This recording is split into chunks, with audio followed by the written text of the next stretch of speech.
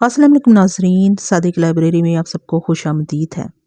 اس سے پہلے کہ میں اپنی کیس کا آغاز کروں، آپ سب سے درخواست ہے کہ چینل کو سبسکرائب لازمی سے کر لیجئے گا، اور اگر ویڈیو پسند آئے تو لائک، کمنٹ اور شیئر بھی لازمی سے کیجئے گا۔ امید کرتی ہوں کہ آپ کو ملک صفدر حیات صاحب کی یہ سیریز پسند آ رہی ہوں گی۔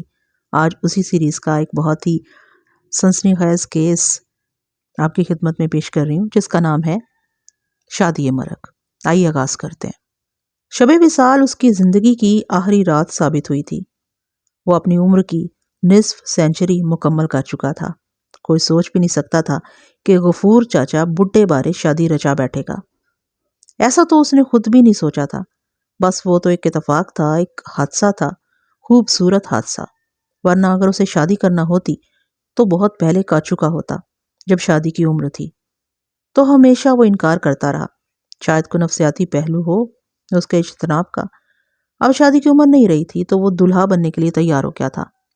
یہ بھی ممکن ہے اس نے سوچا ہو، چلو بیٹھے بٹھائے ایک موقع مل رہا ہے تو اپنا جنازہ ہی جائز کر لوں۔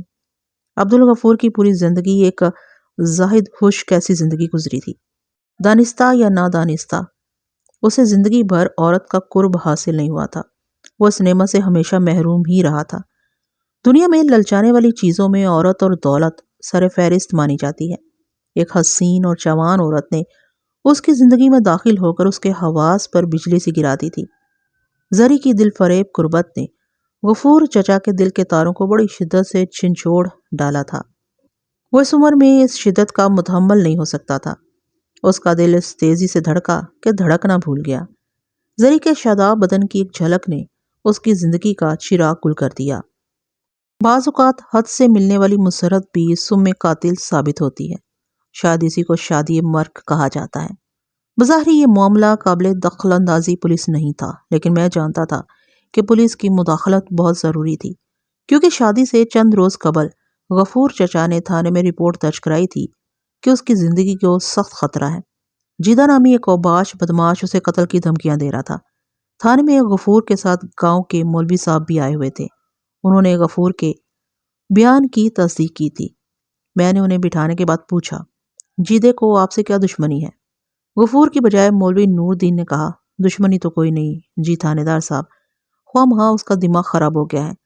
خواہ مخواہ کسی کا دماغ خراب نہیں ہوتا۔ میں نے کہا، ہم جو یہاں بیٹھے ہیں یہاں دماغ درست کرنے کے لیے، آپ پوری بات بتائیں۔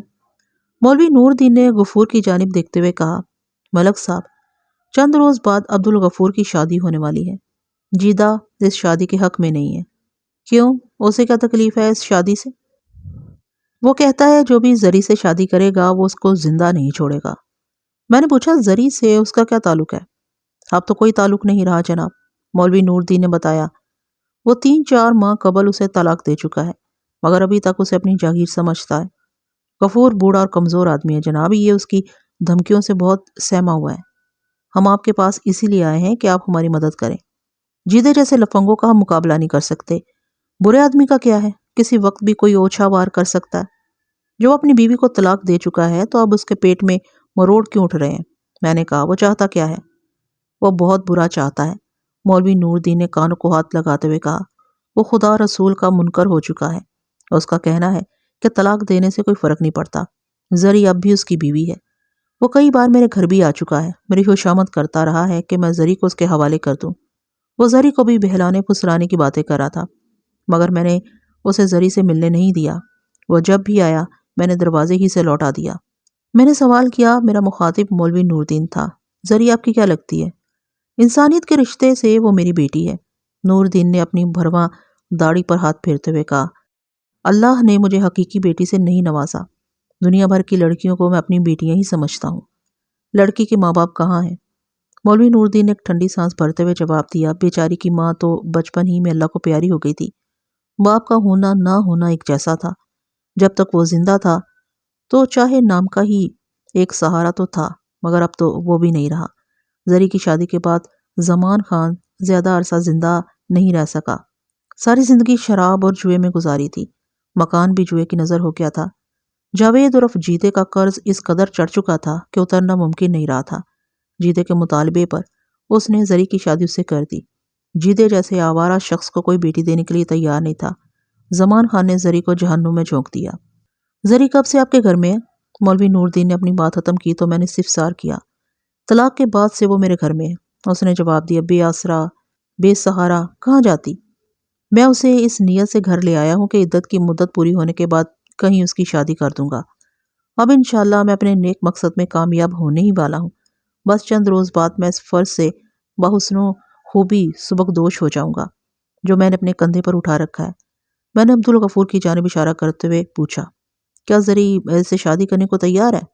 वो मेरे सवाल में पोशीदा मतलब तक पहुंच गया था। अब्दुल गफूर की उम्र लगभग 55 साल थी। इस उम्र में एक खूबसूरत औरत से शादी मुज़ैका खैज न भी सही अजीब ज़रूर लगती है। जरी की उम्र मौलवी नूरदीन ने 22 साल बताई थी। वो मेरे इशारे को समझते हुए गोया हुआ।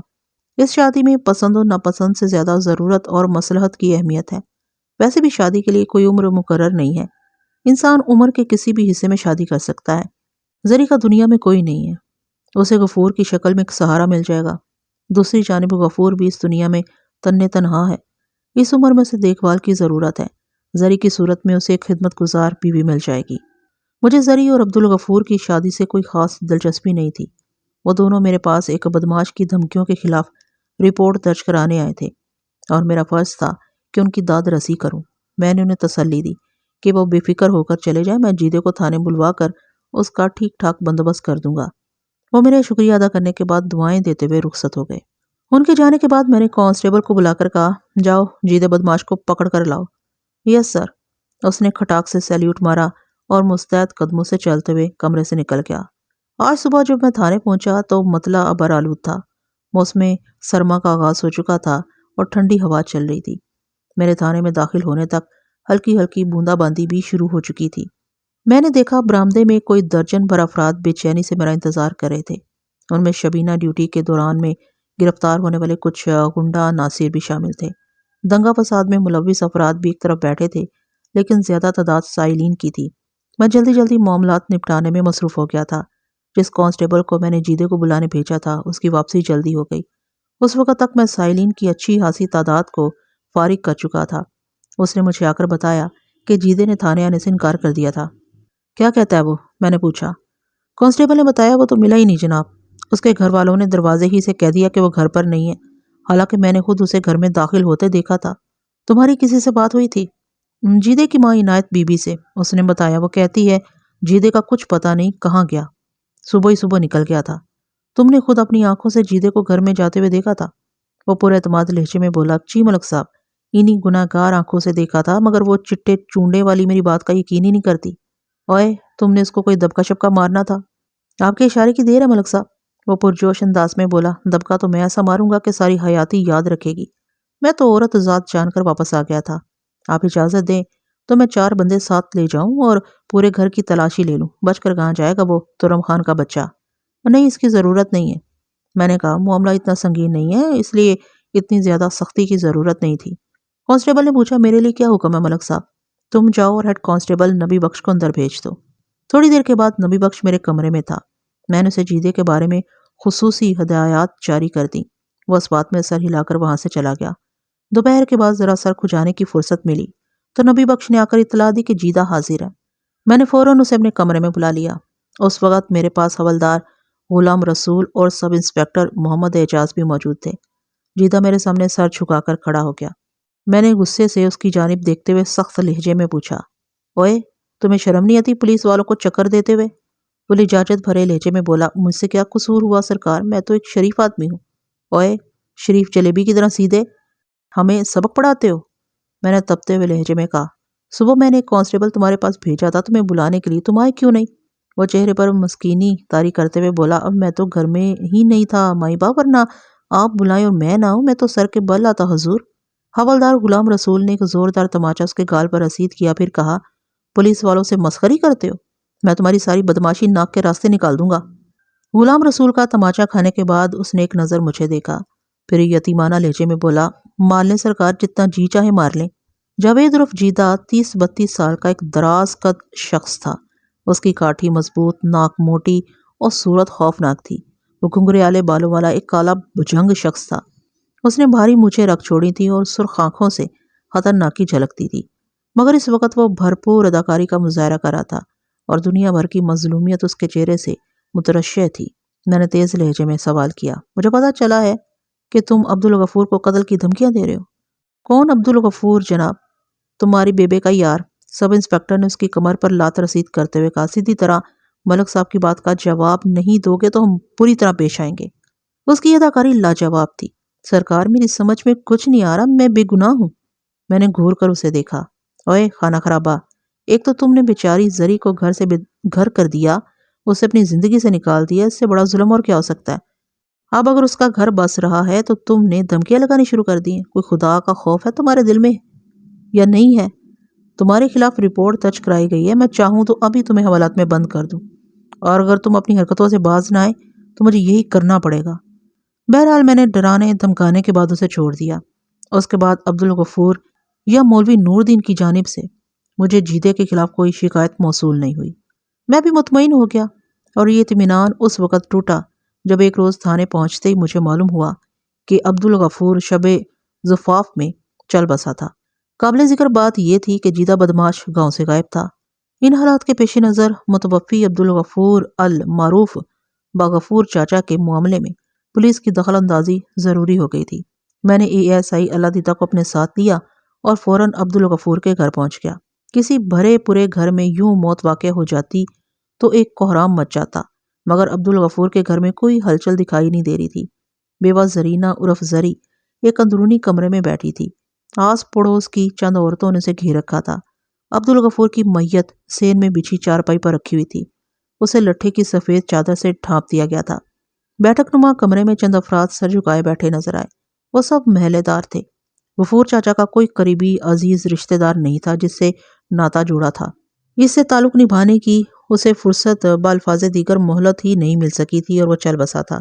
اگرچہ غفور چاچا کی موت بظاہر کسی واردات کے زمرے میں نہیں آتی تھی، لیکن میں نے پھر بھی موقع کا جائزہ لینے کے بعد تمام ضروری باتیں ڈائری میں نوٹ کر لیں اور گھوم پھر کر اندر باہر سے پورے گھر کو دیکھ لیا۔ جانے کیا بات تھی کہ میرا ذہن بار بار غفور کی غیر طبعی موت کی طرف چلا جاتا تھا۔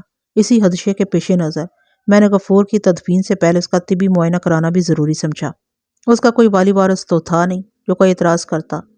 رہ گئی زری تو وہ اس وقت شدید جذباتی کشمکش کا شکار تھی، تاہم میں نے فیصلہ کر لیا تھا اس کی اجازت کے بغیر کوئی قدم نہیں اٹھاؤں گا۔ میں نے تھوڑی دیر وہاں رک کر ضروری کارروائی نپٹائی۔ عبدالغفور کے 2 پڑوسیوں کے بیانات قلم بند کیے۔ ان کے بیانات ملتے جلتے تھے۔ اس حادثے کی اطلاع انہیں زری ہی کے توسط سے ملی تھی۔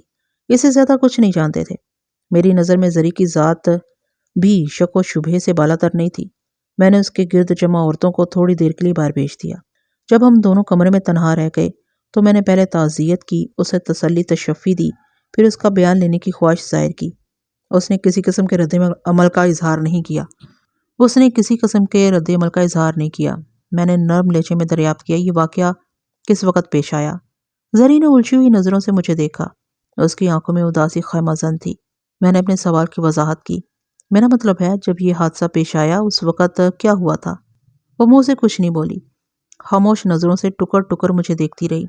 10-15 منٹ کی تسلی دلاسے کے بعد میں اسے بولنے پر آمادہ کرنے میں کامیاب ہو گیا۔ اس نے اس واقعے کے بارے میں میرے سوالات کے جواب میں جو بے ربط جملے کہے، اس کا خلاصہ کچھ یوں تھا کہ وہ دونوں حجرۂ عروسی میں بیٹھے تھے۔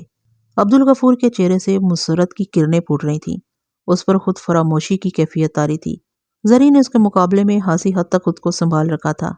اس کی کسی حرکت سے بے چینی و بےقراری نہیں جھلکتی تھی، وہ بالکل نارمل دکھائی دیتی تھی۔ وہ عبدالغفور کی بے تابی پر حیرت زدہ تھی۔ عبدالغفور نے کپ کپاتی ہوئی آواز میں خواہش کا اظہار کیا۔ اس کی آواز میں ضعف واضح تھا۔ زری، لباس تبدیل کر لو۔ دیوار میں بنے ہوئے طاق میں دیا روشن تھا۔ وہ اپنے مجازی خدا کے حکم پر اٹھ کھڑی ہوئی۔ چند لمحوں کے بعد دیے کی یرکان زدہ لو میں زری کے حسن کا آفتاب نصف نہار پر چمک رہا تھا۔ عبدالغفور سنگی مجسمے کی طرح ساکت و جامد بیٹھا تھا، حتیٰ کہ اس کے سانس لینے کی آواز بھی سنائی نہیں دے رہی تھی۔ پھر زری کی آنکھوں نے ایک ہولناک تماشا دیکھا۔ اچانک عبدالغفور کے وجود میں جنبش پیدا ہوئی تھی۔ اس نے تیزی سے کئی بار پلکیں جھپکائیں۔ اس کے بدن کو ایک جھٹکا سا لگا۔ اس نے فوراً اپنا دایاں ہاتھ آگے بڑھایا۔ اس کا نحیف و نزار بازو ہولے ہولے کانپ رہا تھا اور دھیرے دھیرے زری کی طرف بڑھ رہا تھا۔ پھر اس سے پہلے کہ اس کا ہاتھ زری کے بدن کو چھو پاتا، اس کے چہرے پر شدید تکلیف کے آثار نمودار ہوئے۔ اس نے دونوں ہاتھوں سے دل کو پکڑ لیا۔ دوسرے ہی لمحے وہ بستر پر اوندا پڑا تھا۔ اس کا وقت پورا ہو چکا تھا۔ مرتے وقت اس کے دونوں ہاتھ خالی تھے۔ زری کی حالت ذرا سنبھل گئی تو میں نے پوچھا، میں نے سنا ہے تمہارا سابق شوہر اس شادی کے سخت خلاف تھا اور اس نے متوفی عبدالغفور کو شدید نتائج کی دھمکی بھی دی تھی۔ آپ کو یہ بات کس نے بتائی؟ خود عبدالغفور نے، میں نے کہا۔ وہ مولوی نور دین کے ساتھ تھانے میں جیدے کے خلاف رپورٹ درج کروانے آیا تھا۔ ایک لمحے کو رک کر میں نے پوچھا، کیا یہ بات تمہارے علم میں نہیں تھی؟ عبدالغفور یا مولوی نور دین نے تمہیں رپورٹ کے بارے میں کچھ نہیں بتایا تھا؟ انہوں نے مجھ سے ایسی کوئی بات نہیں کی تھی۔ میں نے پوچھا، جیدے کے بارے میں تمہارا کیا خیال ہے؟ وہ اس شادی کی مخالفت کیوں کر رہا تھا؟ اسے شادی پر اعتراض نہیں تھا۔ پھر وہ زری نے متذبذب لہجے میں کہنا شروع کیا۔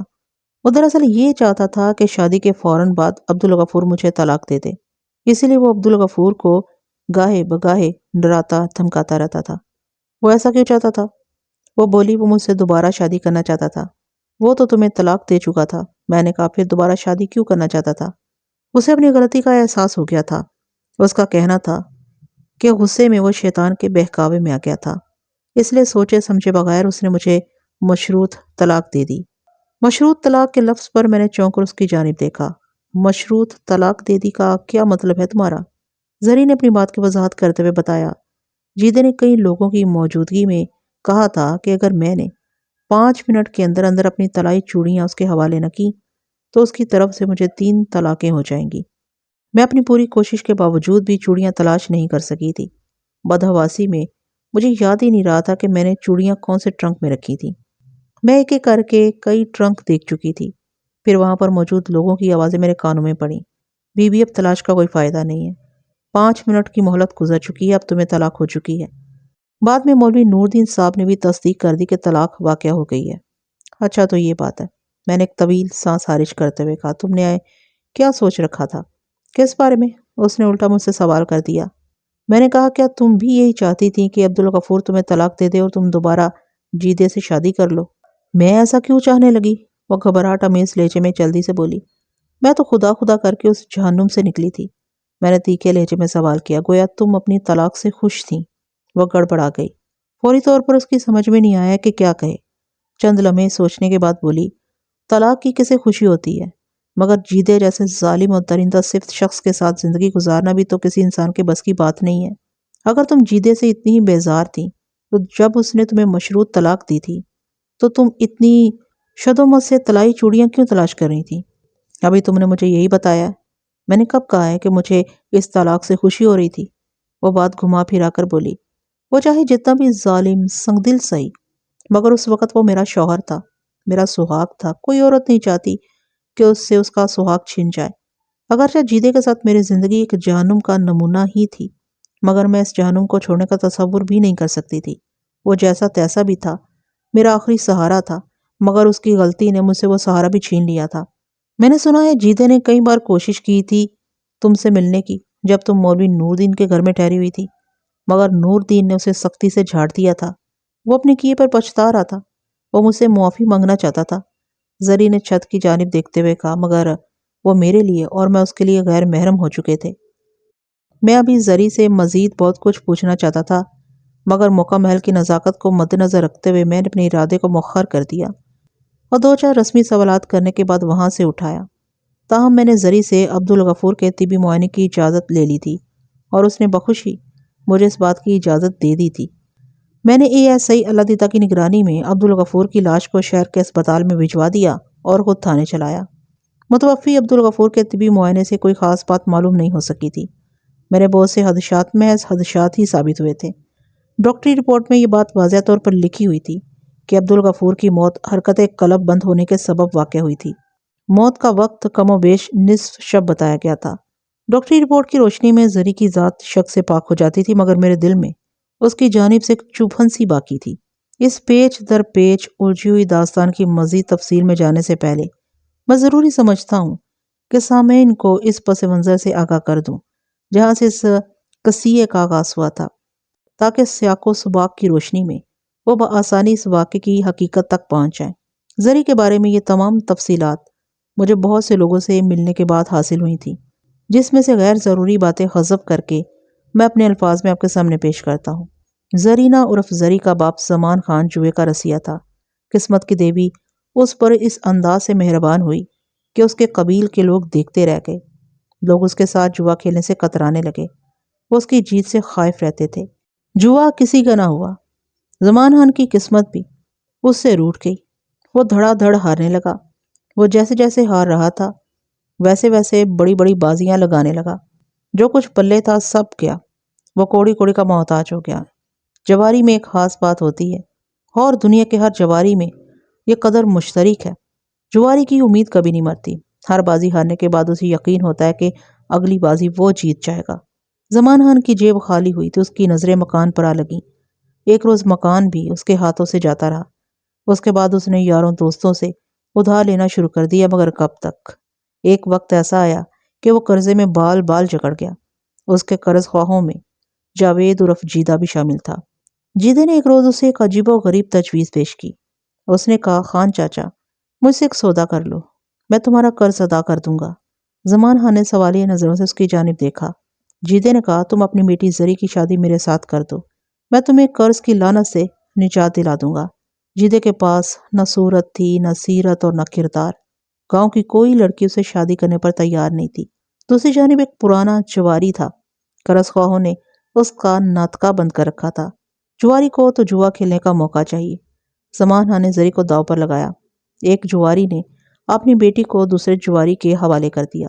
جیدے نے اپنا ذاتی قرض معاف کیا اور دوسروں کا قرض اپنی جیب سے ادا کر دیا اور زری کو اپنی بیوی بنا کر گھر لے آیا۔ جیدے کے گھر والوں کو زری کا بہو بن کر اس کے گھر میں آنا پسند نہیں آیا تھا، مگر دل میں انہوں نے شکر بھی ادا کیا تھا کہ چلو اس لفنگے کا گھر بھی آباد ہوا۔ تاہم زری کے ساتھ ان کا رویہ شروع ہی سے مخاصمانہ تھا۔ زری کی شادی کے 2 ماہ بعد ہی زمان خان کا انتقال ہو گیا۔ اب زری کا جیدے کے سوا دنیا میں کوئی نہیں تھا۔ جیدہ ٹک کر کوئی کام نہیں کرتا تھا۔ وہ اکھڑ مزاج کا ایک آوارہ قسم کا شخص تھا۔ البتہ یہ کام وہ نہایت پابندی سے انجام دیتا تھا، اور وہ کام تھا جوا۔ جب وہ لمبی لمبی رقمیں جیت کر آتا تو اس کا انداز ہی کچھ اور ہوتا، لیکن ہارنے کی صورت میں وہ سارا غصہ زری پر نکالتا تھا اور بڑی بے دردی سے اسے زد و کوب کرتا تھا۔ زری پٹنے کے دوران میں اس سے پوچھتی کہ اس کی ہار میں اس بیچاری کا کیا قصور ہے تو وہ غصے میں تن تناتے ہوئے جواب دیتا، قصور، سارا قصور تمہارا ہے۔ وہ بھلا کیسے؟ وہ ایسے کہ تم زمان خان کی بیٹی ہو۔ وہ اسے دھموکا رسید کرتے ہوئے اپنا فلسفہ بیان کرتا، میرے زمان خان کی بیٹی ہونے سے تمہارے ہارنے کا کیا تعلق؟ وہ پاؤں پٹک کر جواب دیتا، تعلق ہے اور بہت گہرا تعلق ہے۔ جوئے کی لت تمہارے باپ نے مجھے لگائی تھی، تو جا کر اس کی قبر کو مارو، مجھے کیوں ہلکان کرتے ہو؟ تم نے میرا جوڑ توڑ کر رکھ دیا ہے۔ اسے تو بہتر ہے کہ تم مجھے کہیں سے زہر ہی لا دو، ہمیشہ کے لیے تمہاری جان چھوٹ جائے گی۔ شاید ہی کوئی ایسا دن گزرتا ہو جب ان کے درمیان جھگڑا نہ ہوتا ہو۔ جیدے کا باپ مختار حسین ان کے لڑائی جھگڑے سے ہمیشہ لا تعلق رہتا تھا۔ وہ ایک سیدھا سادہ شریف النفس انسان تھا۔ البتہ جیدے کی ماں عنایت بی بی کھلم کھلا زری کی مخالفت کرتی تھی اور بیٹے کے غصے کو ہوا دینے کا کوئی موقع ہاتھ سے جانے نہیں دیتی تھی۔ زرینہ ان صابر و شاکر عورتوں میں سے تھی جو تکلیفوں کو اپنا مقدر سمجھ کر خلا سے سمجھوتا کر لیتی ہیں۔ ایک رات جیدہ بڑی پریشانی کے عالم میں گھر آیا اور آتے ہی اس نے زری سے اس کی طلائی چوڑیوں کا مطالبہ کیا۔ زری کے پاس جو زیورات تھے ان میں سے ہی طلائی چوڑیاں باقی بچی تھیں۔ وہ اس عجیب و غریب مطالبے پر بھونچکا رہ گئی۔ اس نے تشویش شمیز لہجے میں دریافت کیا، چوڑیاں کا کیا کرو گے؟ تم سوال نہیں کرو، میرے پاس بہت کم وقت ہے، جلدی سے وہ چوڑیاں نکال کر میرے حوالے کر دو۔ زری نے متذبذب لہجے میں پوچھا، مگر کچھ پتہ تو چلے، تمہیں اس وقت چوڑیوں کی کیا ضرورت پڑ گئی؟ تم خواہ مخواہ وقت ضائع کر رہی ہو۔ وہ غصے سے بولا، مجھے ابھی واپس بھی جانا ہے۔ آخر معاملہ کیا ہے؟ اس نے متصراً بتایا، مجھے فوری طور پر 1200 روپے کی ضرورت ہے۔ میں نے 1 گھنٹے میں دینے کا وعدہ کیا ہے۔ 300-400 روپے میں اپنے دوستوں سے جمع کر لی ہیں۔ تمہارے پاس 5 طلائی چوڑیاں ہیں، کم سے کم 800 میں تو بک ہی جائیں گی۔ میری ضرورت پوری ہو جائے گی۔ زندگی رہی تو میں تمہیں اس سے بھی اچھی چوڑیاں بنوا دوں گا۔ تم اسے میری زندگی موت کا مسئلہ سمجھ لو۔ بس اب دیر نہ کرو، جلدی سے چوڑیاں نکال کر مجھے دے دو۔ زری نے نفی میں سر ہلاتے ہوئے کہا، میں تمہیں ان چوڑیوں کی ہوا بھی نہیں لگنے دوں گی۔ میرے تمام زیورات ایک ایک کر کے تمہارے جوئے کی نظر ہو چکے ہیں، اب تم منہ دھو رکھو۔ جیدے نے منت سماجہ سے کام لینے کی کوشش کی کہ بس یہ آخری فرمائش ہے، بلکہ فرمائش نہیں ہے، اسے میری درخواست سمجھو۔ اگر تم نے میری بات نہیں مانی تو میں لٹ جاؤں گا، تباہ و برباد ہو جاؤں گا۔ تم تصور نہیں کر سکتی ہو کہ میں اس وقت کس مصیبت میں مبتلا ہوں۔ اگر میں نے 1 گھنٹے کے اندر اندر رقم کی ادائیگی نہ کی تو بس سمجھ لو قیامت ہی آ جائے گی۔ مگر اس وقت کون صراف تم سے چوڑیاں خریدے گا؟ تم اس کی فکر مت کرو، وہ جلدی سے بولا۔ میں نے ایک آدمی سے بات کر لی ہے، وہ مجھے چوڑیاں گروی رکھ کر رقم دے دے گا۔ بعد میں اس کی رقم واپس کر کے میں تمہاری چوڑیاں لوٹا دوں گا۔ جیتے نے آخری بات محض زری کی دلجوئی کے لیے کی تھی، حالانکہ وہ جانتا تھا ایسا ممکن نہیں تھا۔ زری نے سوال کیا، بعد میں تمہارے پاس پیسے کہاں سے آئیں گے؟ تم خواہ مخواہ بحث کر رہی ہو۔ جیدے کو غصہ آنے لگا۔ میرے لیے ایک ایک لمحہ قیمتی ہے۔ اگر تم نے سیدھی طرح میری بات نہ مانی تو مجھے مجبوراً زبردستی سے کام لینا پڑے گا۔ اس دوران میں ان کے لڑنے جھگڑنے کی آواز سن کر مختار حسین اور عنایت بی بی بھی وہاں پہنچ چکے تھے۔ 2-4 آس پڑوس والے بھی آ گئے تھے۔ جیتے نے معاملہ بگڑتے ہوئے دیکھا تو اس نے سارا غصہ زری پر نکالا۔ حرامزادی میرے سامنے زبان چلاتی ہے۔ اس نے زری کے منہ پر ایک تھپڑ رسید کرتے ہوئے کہا، جلدی سے چوڑیاں نکال کر میرے حوالے کر دے ورنہ مار مار کر حلیہ بگاڑ دوں گا۔ چوڑیاں تو میں تمہیں کبھی بھی نہیں دوں گی، چاہے مجھے جان ہی سے مار دو۔ زری نے 2 قدم پیچھے ہٹ کر اپنا گال سہلاتے ہوئے کہا، ان پر تمہارا کوئی حق نہیں ہے۔ عنایت بی بی فوراً بیٹے کی حمایت میں بولی، بیوی کی ہر چیز پر شوہر کا حق ہوتا ہے، تم فوراً چوڑیاں اس کے حوالے کرو۔ میں نہیں دوں گی، چوڑیاں تو تمہارا باپ بھی دے گا۔ جیدے نے اسے ایک دھکا دیا۔ تم آخر چیز کیا ہو؟ میں نے تمہیں بڑی تگڑی رقم دے کر تمہارے باپ سے خریدا تھا، آج میں تمہیں تمہاری حیثیت یاد دلا کر ہی چھوڑوں گا۔ مختار حسین نے زری سے کہا، دے دے بیٹی، یہ ایسے نہیں مانے گا، خواہ مخواہ جھگڑا بڑھانے کا کچھ فائدہ نہیں، جگ ہنسائی کا ہی تم کچھ خیال کر لو۔ ان دونوں میاں بیوی کے درمیان آج تک جتنی مرتبہ بھی جھگڑا ہوا تھا، یہ اس کی انتہا تھی۔ زری کو شدت سے اپنی ذلت کا احساس ہو رہا تھا۔ اس کا شوہر نامدار بری طرح اسے ذلیل کر رہا تھا۔ اس نے دل میں ٹھان لی کہ چاہے اس کی جان چلی جائے مگر وہ چوڑیاں اس کو نہیں دے گی۔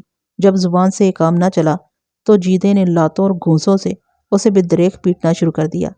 زری روتی جا رہی تھی اور روتے روتے کہہ رہی تھی کہ نہیں، ہرگز نہیں دوں گی چوڑیاں۔ رونے پیٹنے کی آوازیں سن کر گھر لوگوں سے بھر گیا تھا۔ جیدہ ایک اوباش شخص تھا، اسے کسی کی پرواہ نہیں تھی۔ جب مار پیٹ سے بھی بات نہیں بنی تو وہ ہاتھ روک کر ہانپنے لگا۔ اس وقت غصے سے اس کا برا حال تھا، وہ اپنے حواس میں نہیں تھا۔ اس نے پڑوسیوں کے سامنے بآواز بلند کہا، زری، اگر تم نے 5 منٹ کے اندر اندر اپنی چوڑیاں میرے حوالے نہ کی تو تمہیں میری طرف سے 3 طلاقیں ہو جائیں گی۔ طلاق کا نام سن کر زری کے اوسان خطا ہو گئے۔ اسے ایسا لگا جیسے 7 آسمان اس پر آ گرے ہوں۔ وہ گھبراہٹ میں اندر کی جانب دوڑی اور کمرے میں رکھے ہوئے صندوقوں کو اوپر نیچے کرنے لگی۔ اس پر گھبراہٹ اور بدحواسی طاری تھی۔ وہ اس ہنگامے اور بوکھلاہٹ کی وجہ سے بھول گئی کہ اس نے کون سے صندوق میں طلائی چوڑیاں رکھ چھوڑی تھیں۔ وہ ایک کے بعد ایک صندوق کا سامان الٹ پلٹ کرتی گئی۔ اسی تلاش میں خاصا وقت گزر گیا، پھر اسے اپنے ہاتھ روک دینا پڑے۔ کوئی کہہ رہا تھا، اب چوڑیوں کی تلاش کا کوئی فائدہ نہیں ہے بی بی، مقررہ وقت گزر چکا ہے۔ تمہارے گھر والے نے صرف 5 منٹ کی شرط رکھی تھی، اب وہ مدت گزر چکی ہے، تمہیں طلاق ہو چکی ہے، اب وہ تمہارا خامد نہیں رہا، تم اس کے لیے حرام ہو گئی ہو۔ پھر وہاں موجود دوسرے افراد بھی اس کی ہاں میں ہاں ملانے لگے۔ زری نے رونا شروع کر دیا۔ اس کی سمجھ میں نہیں آ رہا تھا کہ پل بھر میں کیا ہو گیا تھا۔ وہ رونے کے دوران میں خود کو کوس رہی تھی کہ وہ جانے کون سے صندوق میں چوڑیاں رکھ کر بھول گئی تھی۔ پھر اچانک اسے سب کچھ یاد آ گیا۔ وہ ہسٹریائی انداز میں چیخی، اور رک جاؤ، مجھے یاد آ گیا ہے، میں نے اپنی چوڑیاں گرم کپڑوں والے بڑے صندوق میں رکھی تھی۔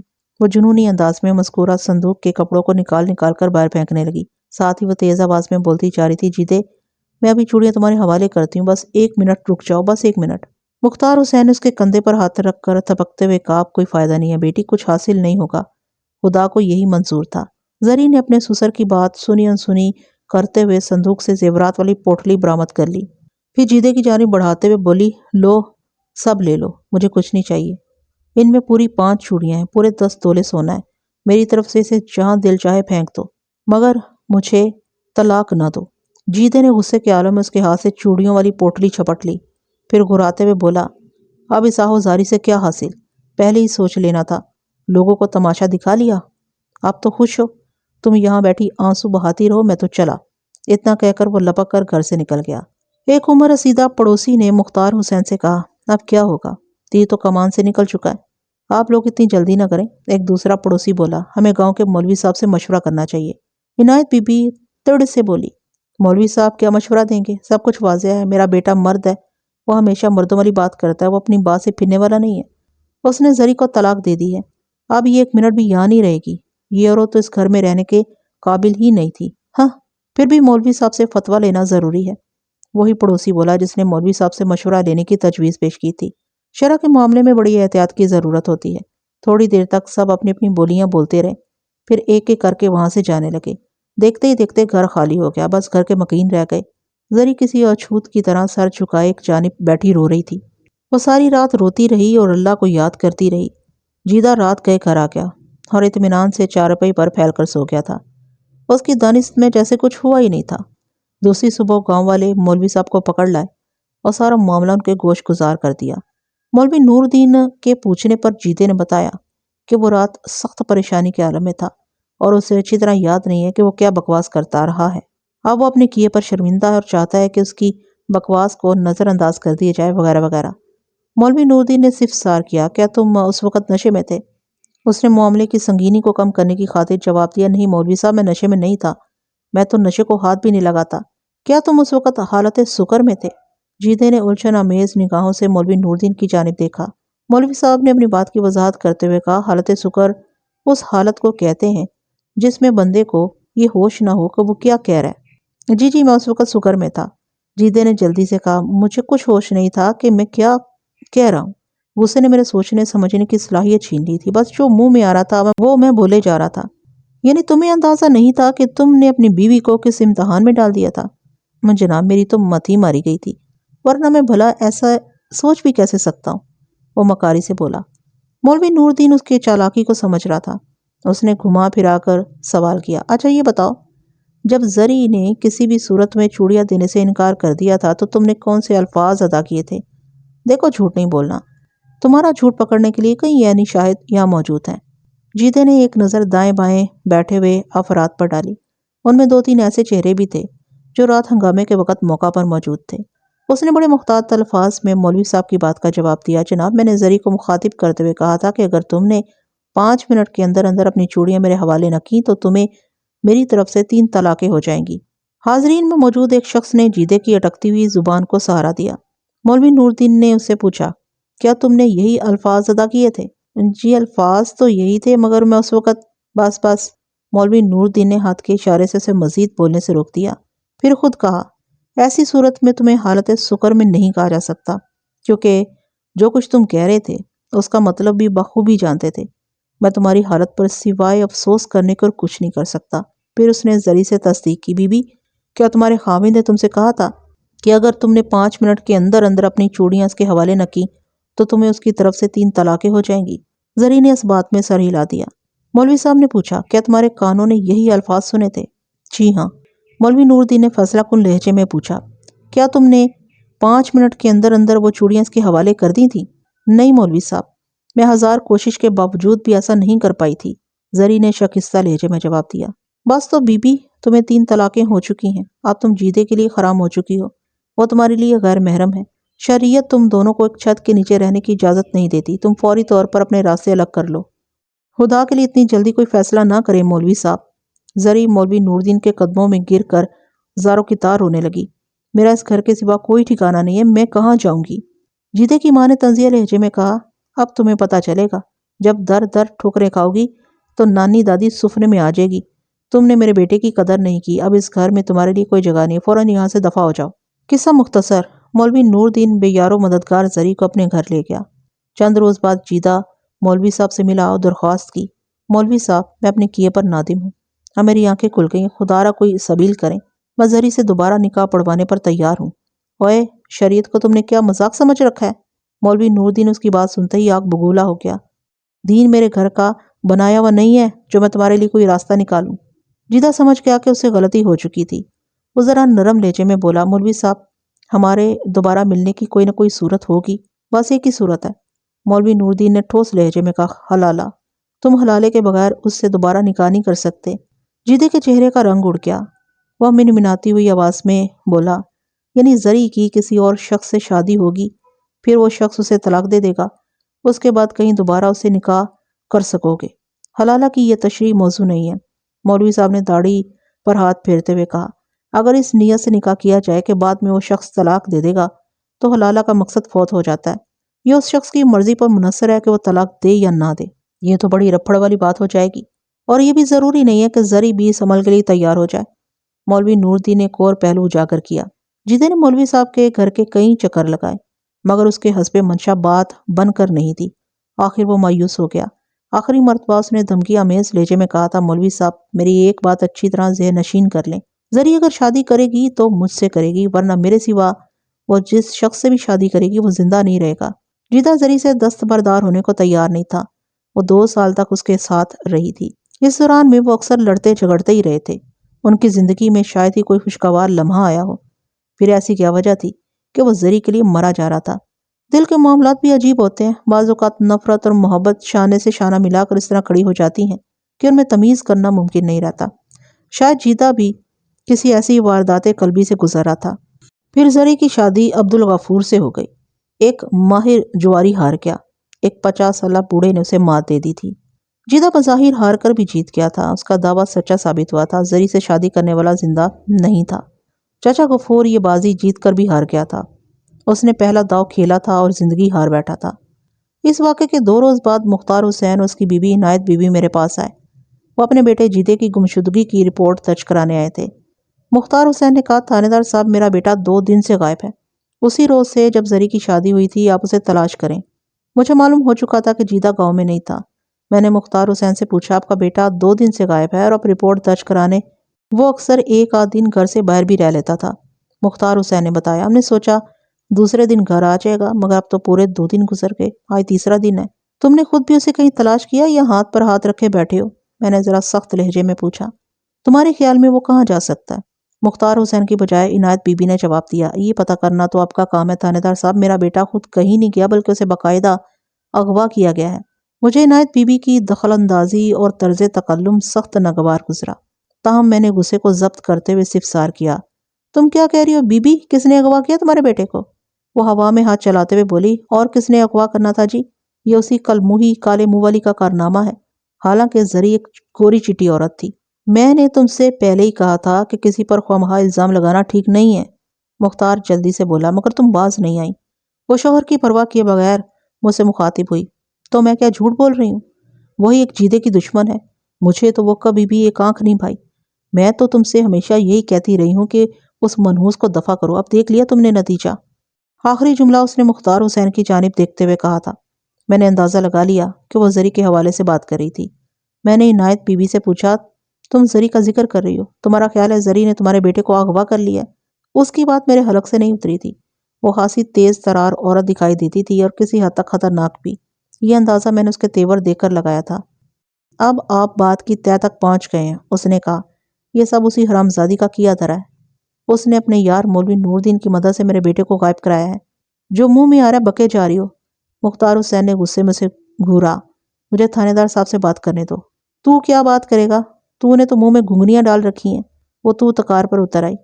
मैं कहता हूँ तू चुप कर जा, ज्यादा खप ना डाल। इनायत बीबी की बनिस्बत उसका शौहर हासा माकूल और शरीफ आदमी नजर आता था। वो हाथ नचाकर बोली, कैसे चुप कर जाऊं? मेरा जवान जहान बेटा गुम हो गया। खा गई डाइन मेरे बछड़े को। आप इस सत्यानाश की बच्ची को थाने में बंद करें जी, और उसके साथ साथ उस मौलवी को भी डालें हवालात में। उसका अंदाज ऐसा था जैसे मुझ पर अफसर लगी हुई हो। मैंने डांट कर कहा, मैं अपना काम अच्छी तरह जानता हूँ बीबी, तुम मुझे सिखाने की कोशिश ना करो। फिर मैंने मुख्तार हुसैन से पूछा, जीदे ने तो 3-4 माह पहले जरी को तलाक दे दी थी। ना सिर्फ तलाक दे दी थी, बल्कि वो मौलवी नूरुद्दीन और मुतवफ़ी अब्दुल गफूर को खतरनाक नताइज की धमकियां भी देता रहा था। अब तुम कह रहे हो कि उन लोगों ने मिलकर तुम्हारे बेटे को अगवा कर लिया। ये क्या माजरा है? ये तो मेरी घरवाली का ख्याल है सरकार। वो मुतदल लहजे में बोला, मैं तो सिर्फ जीदे की गुमशुदगी की रिपोर्ट दर्ज कराने आया था। मेरा बेटा गुम नहीं हुआ, उसे गुम किया गया है। वो हाथ पर हाथ मारकर बोली, उस सत खस्मी के कई यार थे। वो तो शादी से पहले भी नाइयों के मुंडे के साथ पकड़ी गई थी। जीदे की तो मत मारी गई थी, जो उसे घर ले आया। ऐसी अवार और बदमाश औरत तो घर में रहने के काबिल ही नहीं थी। चिट्टा झाटा ते अक्ल दा घाटा। मुख्तार हुसैन ने बीवी को घूरते हुए कहा, चल जा तू जाके बाहर बैठ। मैं खुद बात करता हूँ थानेदार साहब से। तुम तो इस फाफा कुटनी की हिमायत ही करोगे। वो कुर्सी से उठते हुए बोली, मगर मैं पूरे गांव को चीख चीख कर बताऊंगी उस तेरा तालनी के करतूत। मैंने तहकुमाना लहजे में कहा, तुम मैं जाकर बरामदे में बैठो बीबी, अगर जरूरत पड़ी तो मैं खुद तुम्हें बुला लूंगा। वो हम दोनों को घूरते हुए कमरे से निकल गई। मैंने मुख्तार हुसैन से पूछा, ये क्या किस्सा है भाई? वो बोला, जनाब मैं अपने बेटे की गुमशुदगी के लिए परेशान हूँ। मैं ख्वामखा किसी पर शक जाहिर करके गुनहगार नहीं होना चाहता। आप मेरे बेटे को तलाश करें اور وہ جو تمہاری بیوی سنا کر گئی ہے، ساس بہو کی کبھی بن نہیں سکی تھی جناب۔ وہ بولا اب تو یہ رشتہ بھی کبھی کا ختم ہو چکا، مگر میری گھر والی کے من میں زری کے لیے جو نفرت ہے وہ ختم ہونے کا نام ہی نہیں لے رہی۔ میں نے تیکھے لہجے میں سوال کیا، وہ نائیوں کے منڈے کا کیا چکر ہے؟ جیدے کی شادی سے پہلے یہ بات سننے میں آئی تھی۔ وہ ایک لمحے کے تذبذب کے بعد گویا ہوا۔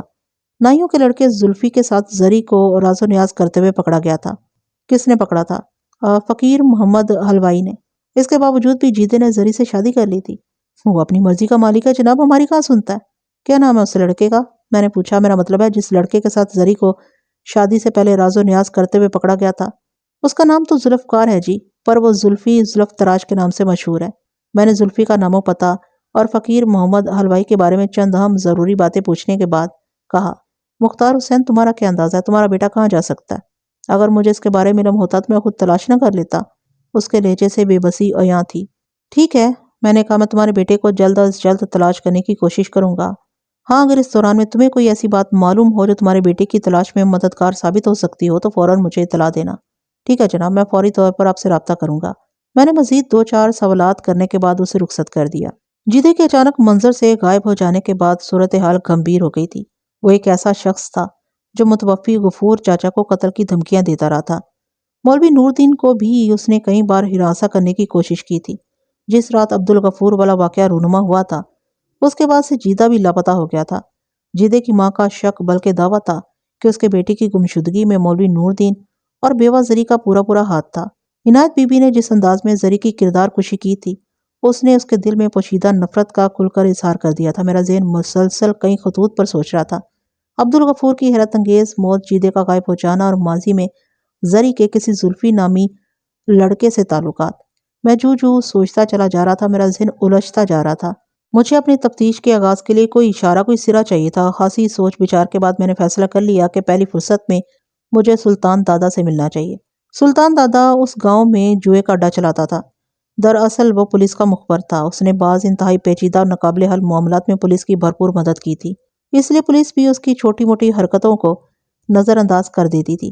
مجھے معلوم تھا جیدہ پابندی سے سلطان کے اڈے پر جایا کرتا تھا، بلکہ جس رات اس نے زری کو مشروط طلاق دی تھی، اس وقت بھی وہ جوئے کے اڈے ہی سے آیا تھا، جہاں وہ 1200 روپے کا مقروض ہو چکا تھا، جو اسے 1 گھنٹے کے اندر اندر ادا کرنا تھے۔ سلطان سے جیدے کی تلاش کے سلسلے میں خاصی مدد مل سکتی تھی۔ تاہم سلطان کے اڈے کا رخ کرنے سے پہلے میں نے باری باری مولوی نور الدین اور زری سے بھی ایک ملاقات کر لی تھی، مگر کوئی کام کی بات معلوم نہ ہو سکی۔ جیسے ہی سورج غروب ہوا، میں نے سب انسپکٹر محمد اعجاز کو ساتھ لیا، جوئے کے اڈے پر پہنچ گیا۔ دن میں سلطان کا وہاں ملنا ممکن نہیں تھا۔ اڈے کی رونق رات ہی کو ہوتی تھی۔ ہم نے احتیاط یہ کی تھی کہ وہاں سادہ لباس میں گئے تھے۔ سلطان نے مجھ پر نظر پڑتے ہی پہچان لیا، پھر وہ ہمیں اپنے مخصوص کمرے میں لے گیا۔ ہم بیٹھ چکے تو اس نے نہایت مدبانہ لہجے میں کہا، سرکار کیسے زحمت کی، مجھے تھانے بلا لیا ہوتا، ہم بہت ضروری کام کے سلسلے میں آئے ہیں۔ میں نے کہا، تم یقیناً ہماری مدد کر سکو گے۔ سو بسم اللہ ملک صاحب، بندہ ہر خدمت کے لیے حاضر ہے، آپ حکم کریں۔ میں نے تشویش بھرے لہجے میں کہا، گزشتہ 2 دن سے جیدہ غائب ہے، آج اس کا باپ اور ماں بھی تھانے آئے ہوئے تھے۔ اچھا، سلطان نے حیرت امیز انداز میں کہا، کہاں غائب ہو گیا وہ اونترا؟ یہ جاننے کے لیے تو میں تمہارے پاس آیا ہوں۔ میں نے اس کی آنکھوں میں جھانکتے ہوئے سوال کیا، تم نے آخری مرتبہ اسے کب دیکھا تھا؟ وہ ایک لمحہ سوچنے کے بعد بولا، شاید 2 روز پہلے جمعے کا دن تھا۔ اس کے بعد نہیں آیا؟ نہیں جناب، اس نے جواب دیا، پھر بولا، ٹھہرے میں ابھی بتاتا ہوں۔ وہ اٹھ کر کھڑا ہو گیا، آپ کی خاطر تواضع کے لیے کچھ لے آؤں؟ میں نے جلدی سے کہا، اس کی ضرورت نہیں سلطان، اس وقت ہم بہت جلدی میں ہیں۔ خاطر تواضع ادھار رہی، تم ہمیں جیدے کے بارے میں کچھ بتاؤ۔ وہ اپنی جگہ پر بیٹھتے ہوئے بولا، میں نے اتنی جلدی کسی شخص کو بدلتے نہیں دیکھا۔ اس واقعے کے بعد تو جیدہ جیسے مر ہی گیا ہو۔ کبھی کبھی تو مجھے یوں محسوس ہوتا ہے جیسے کوئی زندہ لاش ہو۔ بجھارتے نہیں ڈالو سلطان، میں نے کہا، سیدھی بات بتاؤ، تم کون سے واقعے کا ذکر کر رہے ہو؟ جب جیدہ اپنی بیوی کو جوئے میں ہار گیا تھا، وہ پرخیال لہجے میں بولا، اس نے زندگی کا عجیب و غریب داؤ لگایا تھا۔ یہ کب کی بات ہے؟ میں نے پوچھا، ذرا کھل کر بتاؤ، کہیں تم اس رات کا ذکر تو نہیں کر رہے جب جیدے نے اپنی بیوی کو طلاق دے دی تھی؟ طلاق والی بات تو دوسرے دن معلوم ہوئی تھی جناب، اس نے بتایا، میں نے زندگی بھر جوا کرایا ہے، مگر اس رات جو کچھ پیش آیا وہ ناقابل فراموش ہے۔ میرے استفسار پر اس نے تفصیل بتاتے ہوئے کہا، اس رات جیدے اور فیروز شاہ میں ٹھن گئی تھی۔ دونوں ایک دوسرے کی جیب خالی کرنے کا تہیہ کیے بیٹھے تھے۔ جیت ہار کو انہوں نے زندگی موت کا مسئلہ بنا لیا تھا۔ جیدہ بہت اچھا جواری تھا، مگر اس رات ہر بازی پر فیروز کا پلہ بھاری نظر آتا تھا۔ انہوں نے کھیل کا آغاز نکاح پور سے کیا تھا۔ نکاپور پنجاب کے دیہاتوں میں کھیلا جانے والا ایک قسم کا سٹا ہے جس میں 4 داؤ نکا بمانی 1 دوبا بمانی 2۔ اس وقت وہ دونوں ہی آپس میں کھیل رہے تھے اور فیروز شاہ مسلسل جیت رہا تھا۔ ایک آدھ بازی جیتے نے بھی جیتی تھی مگر وہ معمولی رقم تھی۔ آخرکار جیدے کی جیب خالی ہو گئی۔ فیروز اٹھنے لگا تو جیدے نے اسے کلائی سے پکڑ لیا۔ جہاں کہاں رہے ہو شہزادے، ابھی تو بازی شروع ہوئی ہے، تمہاری جیبیں تو میں نے خالی کر دی ہیں۔ فیروز نے تمسخرانہ انداز میں کہا، اب کیا تن کے کپڑے بھی داؤ پر لگاؤ گے؟ پھر وہ کانوں کو ہاتھ لگاتے ہوئے نفی میں سر ہلا کر بولا، نہ بابا نہ، میں تمہیں ننگا نہیں کر سکتا۔ مسلسل ہار نے جیدے کو جھنجھلاہٹ میں مبتلا کر دیا تھا۔ وہ گھرا کر بولا، میری جیبیں خالی ہو گئی ہیں تو کیا ہوا؟ میں مر تو نہیں گیا؟ تم بیٹھو، میں پیسوں کا انتظام کرتا ہوں۔ آپ کیا قرض لوگے؟ فیروز نے طنز کے تیر برساتے ہوئے کہا، بھائی میں تو چلا اتنا ہی کافی ہے، میں تمہیں ایسے نہیں جانے دوں گا۔ جیدہ مارنے مرنے پر تل گیا، تمہیں صبح تک میرے ساتھ کھیلنا ہوگا۔ فیروز جیدے کے خطرناک تیور دیکھ کر ذرا نرم پڑ گیا۔ جیدے نے 2-4 دوستوں سے کچھ رقم ادھار لے کر کھیلنا شروع کر دیا، مگر آج تو جیسے ہار اس کے مقدر میں لکھ دی گئی تھی۔ وہ ادھار لی ہوئی رقم بھی چند بازیوں میں ہار گیا۔ فیروز شاہ ہاتھ جھاڑ کر کھڑا ہو گیا، جیدے جا آرام سے سو جا، اگر کھیلنے کا اتنا ہی شوق ہے تو اچھی خاصی رقم کا بندوبست کر کے آنا، ابھی کھیل ختم نہیں ہوا فیروزے۔ جیدے نے اس کی آنکھوں میں آنکھیں ڈال کر کہا، تم اتنی جلدی نہیں جا سکتے، اب تو تمہیں کوئی ادھار بھی نہیں دے گا، تم اس کی پرواہ نہیں کرو۔ وہ سرد لہجے میں بولا، میرا راستہ چھوڑ دے جیدے۔ جیدہ اور پھیل کر کھڑا ہو گیا، پھر فیروز کے گریبان پر ہاتھ ڈالتے ہوئے اغار لہجے میں دھاڑا، ایک بازی اور ہوگی فیروز۔ فیروز نے اپنا گریبان چھڑانے کی کوشش کرتے ہوئے کہا، مجھ سے الجھنے کا نتیجہ اچھا نہیں ہوگا جیدے، میں نے بہت سے بندے پھڑکائے ہیں۔ وہ اس کی سنی انسنی کرتے ہوئے اپنی دھن میں بولا، صرف ایک بازی، آخری بازی۔ ہوئے داؤ پر ماں کا سر لگاؤ گے؟ فیروز نے پوچھا۔ تمہاری جیب میں تو پھوٹی کوڑی بھی نہیں ہے، اور یہ بازی میں جیت کر دکھاؤں گا، وہ خوابناک لہجے میں بولا، جیسے اس نے فیروز شاہ کی بات سنی ہی نہ ہو۔ وہاں پر موجود تمام جواری اپنا کھیل روک کر ان دونوں کی طرف متوجہ ہو چکے تھے۔ میں نے جیدے کے کندھے پر ہاتھ رکھتے ہوئے پوچھا، کیا تم نشے میں ہو؟ نہیں دادا، میں کھیلتے ہوئے نہیں پیتا۔ پھر بے وقوفوں جیسی حرکتیں کیوں کر رہے ہو؟ جاؤ گھر چلے جاؤ، ہم دونوں میں سے کسی ایک کی لاش گرے گی دادا، میں جیت کر دکھاؤں گا۔ مجھے غصہ آ گیا، میں نے برہمی سے پوچھا، آپ کیا اپنی گھر والی کو داؤ پر لگاؤ گے؟ ہاں۔ جیدے کے جواب پر چاروں طرف چمگوئیاں ہونے لگی۔ فیروز شاہ نے کہا لگاتے ہوئے کہا، کیا واقعی اپنی بیوی کو داؤ پر لگانا چاہتے ہو؟ میں نے یہی کہا ہے، جیدہ سپاٹ لہجے میں بولا، اور یہ میری بازی آخری بازی ہوگی۔ اس مرتبہ ہم نکاپور نہیں کھیلیں گے، بلکہ یہ بازی تاج سے کھیلی جائے گی۔ اگر میں جیت گیا تو تمہارے پاس جتنی رقم ہے وہ میری ہو جائے گی، اور اگر میں ہار گیا تو اپنی بیوی تمہارے حوالے کر دوں گا۔ اپنی زبان سے پھرو گے تو نہیں، یہ مردوں والی زبان ہے، اور یار اس کو کچھ سمجھاؤ۔ فیروز نے وہاں پر موجود لوگوں کی طرف دیکھتے ہوئے کہا، اس کا دماغ خراب ہو گیا، یہ اپنی گھر والی کو داؤ پر لگا رہا ہے۔ وہ میری بیوی ہے، جیدے نے پھنکار کر کہا، میں اسے داؤ پر لگاؤں، اس کا اچار ڈالوں، اسے قتل کر ڈالوں، یا کالے چوروں کو فروخت کر دوں، یہ میرا ذاتی معاملہ، تم اپنی چونچ بند رکھو۔ بھائیو گواہ رہنا، فیروز نے حاضرین سے کہا، بعد میں مجھ سے کوئی شکوہ نہ کرنا۔ قصہ مختصر، فیروز کے پاس موجود تمام رقم کو شمار کیا گیا، وہ کل 1200 روپے تھے۔ جیدے کی فرمائش پر تاج کی نئی گڈی کھولی گئی اور اسی کے ماں پر منگ پتہ کھیلا جانے لگا۔ جیدہ یہ بازی بھی ہار گیا۔ چاروں طرف سے تھو تھو ہونے لگی، ہر شخص اس کو ملامت کر رہا تھا۔ 1200 کی عوض اس نے جوئے میں اپنی بیوی ہار دی تھی۔ لوگوں کے لان تان کرنے پر جیدے کی غیرت نے جوش مارا، شاید اسے ہوش آ گیا تھا۔ سب کچھ لٹا کے ہوش میں آئے تو کیا ہوا؟ لوگ تو اپنی عزت کی حفاظت کے لیے گردنیں کٹوا دیتے ہیں، اور اس نے اپنی عزت کو سرے بازار نیلام کر دیا تھا۔ جلد ہی صورتحال کی سنگینی اس پر آشکار ہو گئی۔ اب اس کی حالت دیدنی تھی، اس کے چہرے پر مردنی چھائی ہوئی تھی، اور وہ باری باری ہر ایک کا چہرہ دیکھ رہا تھا، مگر اب تو تیر کمان سے نکل چکا تھا۔ اس موقع پر فیروز شاہ نے حیرت انگیز ظرف کا مظاہرہ کیا۔ اس نے جیدے کو مخاطب کرتے ہوئے ہمدردانہ لہجے میں کہا، اگر تم 1 گھنٹے کے اندر 1200 روپے کا انتظام کر لو تو میں جوئے میں جیتی ہوئی تمہاری بیوی کا مطالبہ نہیں کروں گا۔ تم انتظار کرو، میں ابھی آیا۔ جیدے نے بس اتنا کہا، دوسرے ہی لمحے وہ وہاں سے جا چکا تھا۔ 1 گھنٹے سے پہلے وہ دوبارہ وہاں موجود تھا۔ اس نے 400 روپے کی رقم اور 5 عدد طلائی چوڑیاں فیروز شاہ کے حوالے کی اور سر جھکا کر خاموشی کے ساتھ وہاں سے روانہ ہو گیا۔ سلطان نے واقعے کی تفصیل مکمل کی تو میں نے سوال کیا، تازہ ترین رپورٹ کیا ہے؟ جیدہ کہاں جا سکتا ہے؟ وہ چند لمحے سوچنے کے بعد بولا، میں خود حیران ہوں کہ وہ غائب کیسے ہو گیا، پہلے تو ایسا کبھی نہیں ہوا۔ آخری مرتبہ جب جیدہ تمہارے اڈے پر آیا تو کوئی خاص واقعہ تو پیش نہیں آیا تھا؟ میں نے پوچھا، میرا مطلب ہے اس کا کسی سے کوئی جھگڑا لڑائی ایسا تو نہیں ہوا تھا کچھ؟ چھوٹے موٹے جھگڑے تو ہوتے ہی رہتے ہیں، اس نے بتایا، خاص طور پر اس رات والے واقعے کے بعد سے جب اس نے فیروز شاہ کے ساتھ کھیلتے ہوئے بیوی کو داؤ پر لگا دیا تھا، جیدہ کچھ زیادہ ہی زد و رنج ہو گیا تھا۔ ذرا ذرا سی بات پر دوسروں سے لوچنے لگتا تھا، مرنے مارنے پر تل جاتا تھا۔ چند روز پہلے شہاب علی سے بھی کافی گرما گرمی ہو گئی تھی اس کی۔ بات کیا ہوئی تھی؟ میں نے پوچھا۔ شہاب علی عرف شہابو کا نام سن کر میرے ذہن میں روشنی کا ایک جھماکہ سا ہوا تھا۔ شہابو خاصا بدنام شخص تھا، تھانے میں اس کا ریکارڈ اچھا نہیں تھا۔ بات کیا ہونا تھی ملک صاحب؟ سلطان نے جواب دیا۔ مجھے اچھی طرح یاد نہیں کہ ان کے درمیان کس مسئلے پر تکرار ہو رہی تھی۔ پھر جب شہابو نے بیوی کو داؤ پر لگانے کا طعنہ دیا تو جیدہ فوراً آگ بگولا ہو گیا تھا۔ تیش میں آ کر اس نے شہابو کو گریبان سے پکڑ لیا تھا۔ انہوں نے کوئی مار پیٹ بھی کی تھی؟ مار پیٹ بھی ہو ہی جاتی اگر کچھ لوگ مداخلت نہ کرتے۔ جیدہ تو گالم گلوچ پر اتر آیا تھا۔ شہابو کی ماں بہن ایک کر رہا تھا۔ میں نے شہابو کو سمجھا بجھا کر ٹھنڈا کر دیا تھا، ورنہ وہ تو جیدے کی لاش گرانے کا ارادہ رکھتا تھا۔ شہابو جیسے خطرناک لوگوں سے کوئی بات بعید نہیں تھی۔ میرے ذہن میں سوال ابھرا، ممکن ہے جیدے کی گمشدگی میں بلا واسطہ یا بالواسطہ شہابو کا ہاتھ رہا ہو؟ اس واقعے کے بعد جیدہ اڈے پر آیا تھا؟ نہیں، میں نے اس کے بعد جیدے کو نہیں دیکھا۔ میرا شک یقین میں بدلنے لگا۔ میں نے سلطان کو کریدنے کی کوشش کی۔ تمہارا کیا خیال ہے؟ جیدے کی گمشدگی میں شہاب دین کا ہاتھ ہو سکتا ہے؟ میں وثوق سے کچھ نہیں کہہ سکتا ملک صاحب، اس نے کہا، لیکن یہ ناممکن بھی نہیں ہے۔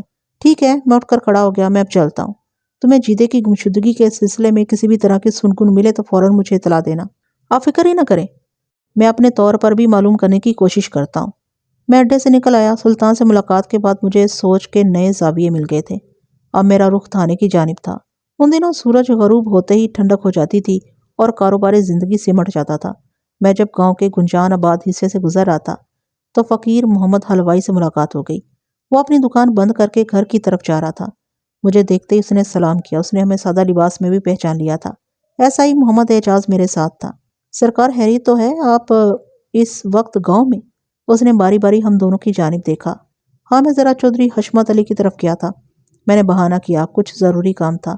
ایک لمحے کو رک کر میں نے اضافہ کیا، اور ہاں مجھے یاد آیا، تم سے بھی بہت سی باتیں کرنا ہے، صبح تھانے آ جانا۔ اس نے پریشان نظروں سے میری طرف دیکھا۔ تھانے؟ میرا مطلب گھبرانے کی ضرورت نہیں ہے۔ میں نے تسلی امیز لہجے میں کہا، مجھے تم سے زری کے بارے میں کچھ پوچھنا ہے۔ کون زری؟ وہ ابھی تک پریشان تھا۔ میں آپ کی بات کا مطلب نہیں سمجھا جناب۔ اعجاز نے کہا، وہی زری جسے تم نے نائیوں کے لڑکے زلفی کے ساتھ پکڑا تھا۔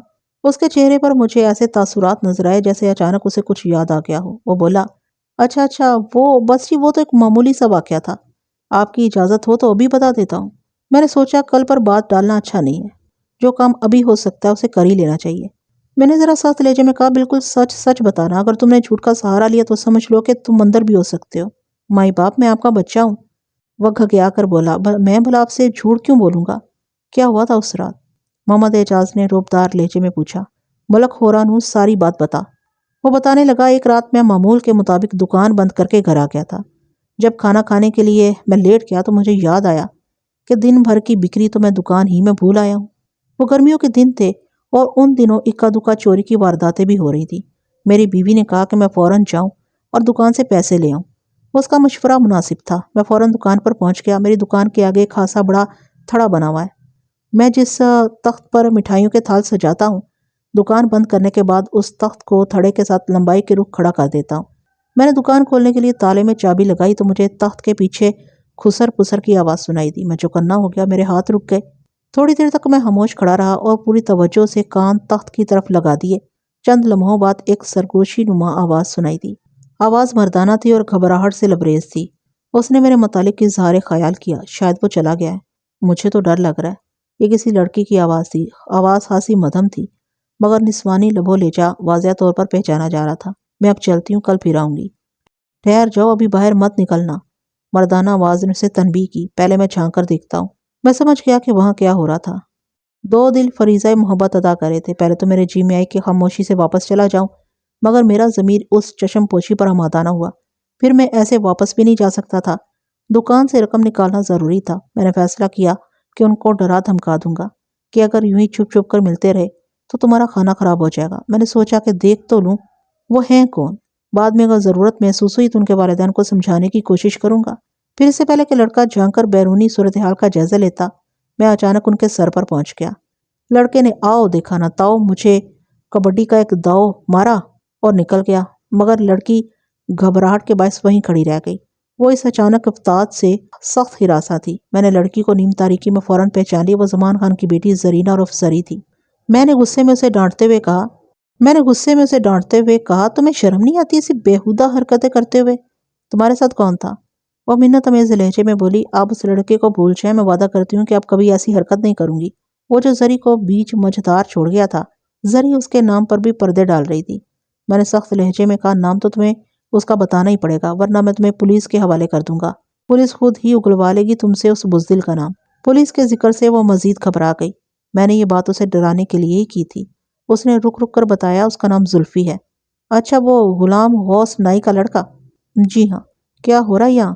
اس اچانک سنائی دینے والی آواز نے مجھے چونکا دیا۔ میں نے مڑ کر دیکھا، میرے عقب میں زمان خان کھڑا تھا۔ زمان خان نے میرے ساتھ زری کو کھڑے دیکھا تو حیرت سے اس کی آنکھیں پھٹ گئیں۔ چند لمحے وہ ہمیں مشکوک نظروں سے گھورتا رہا، پھر وہ اپنی بیٹی کو مخاطب کرتے ہوئے دھاڑا تم کیا کر رہی ہو یہاں پر؟ کچھ نہیں ابا، میں ذرا کام سے پھوپھی جیرا کے گھر گئی تھی، پھر وہ تیزی سے اپنے گھر کی جانب بھاگ گئی۔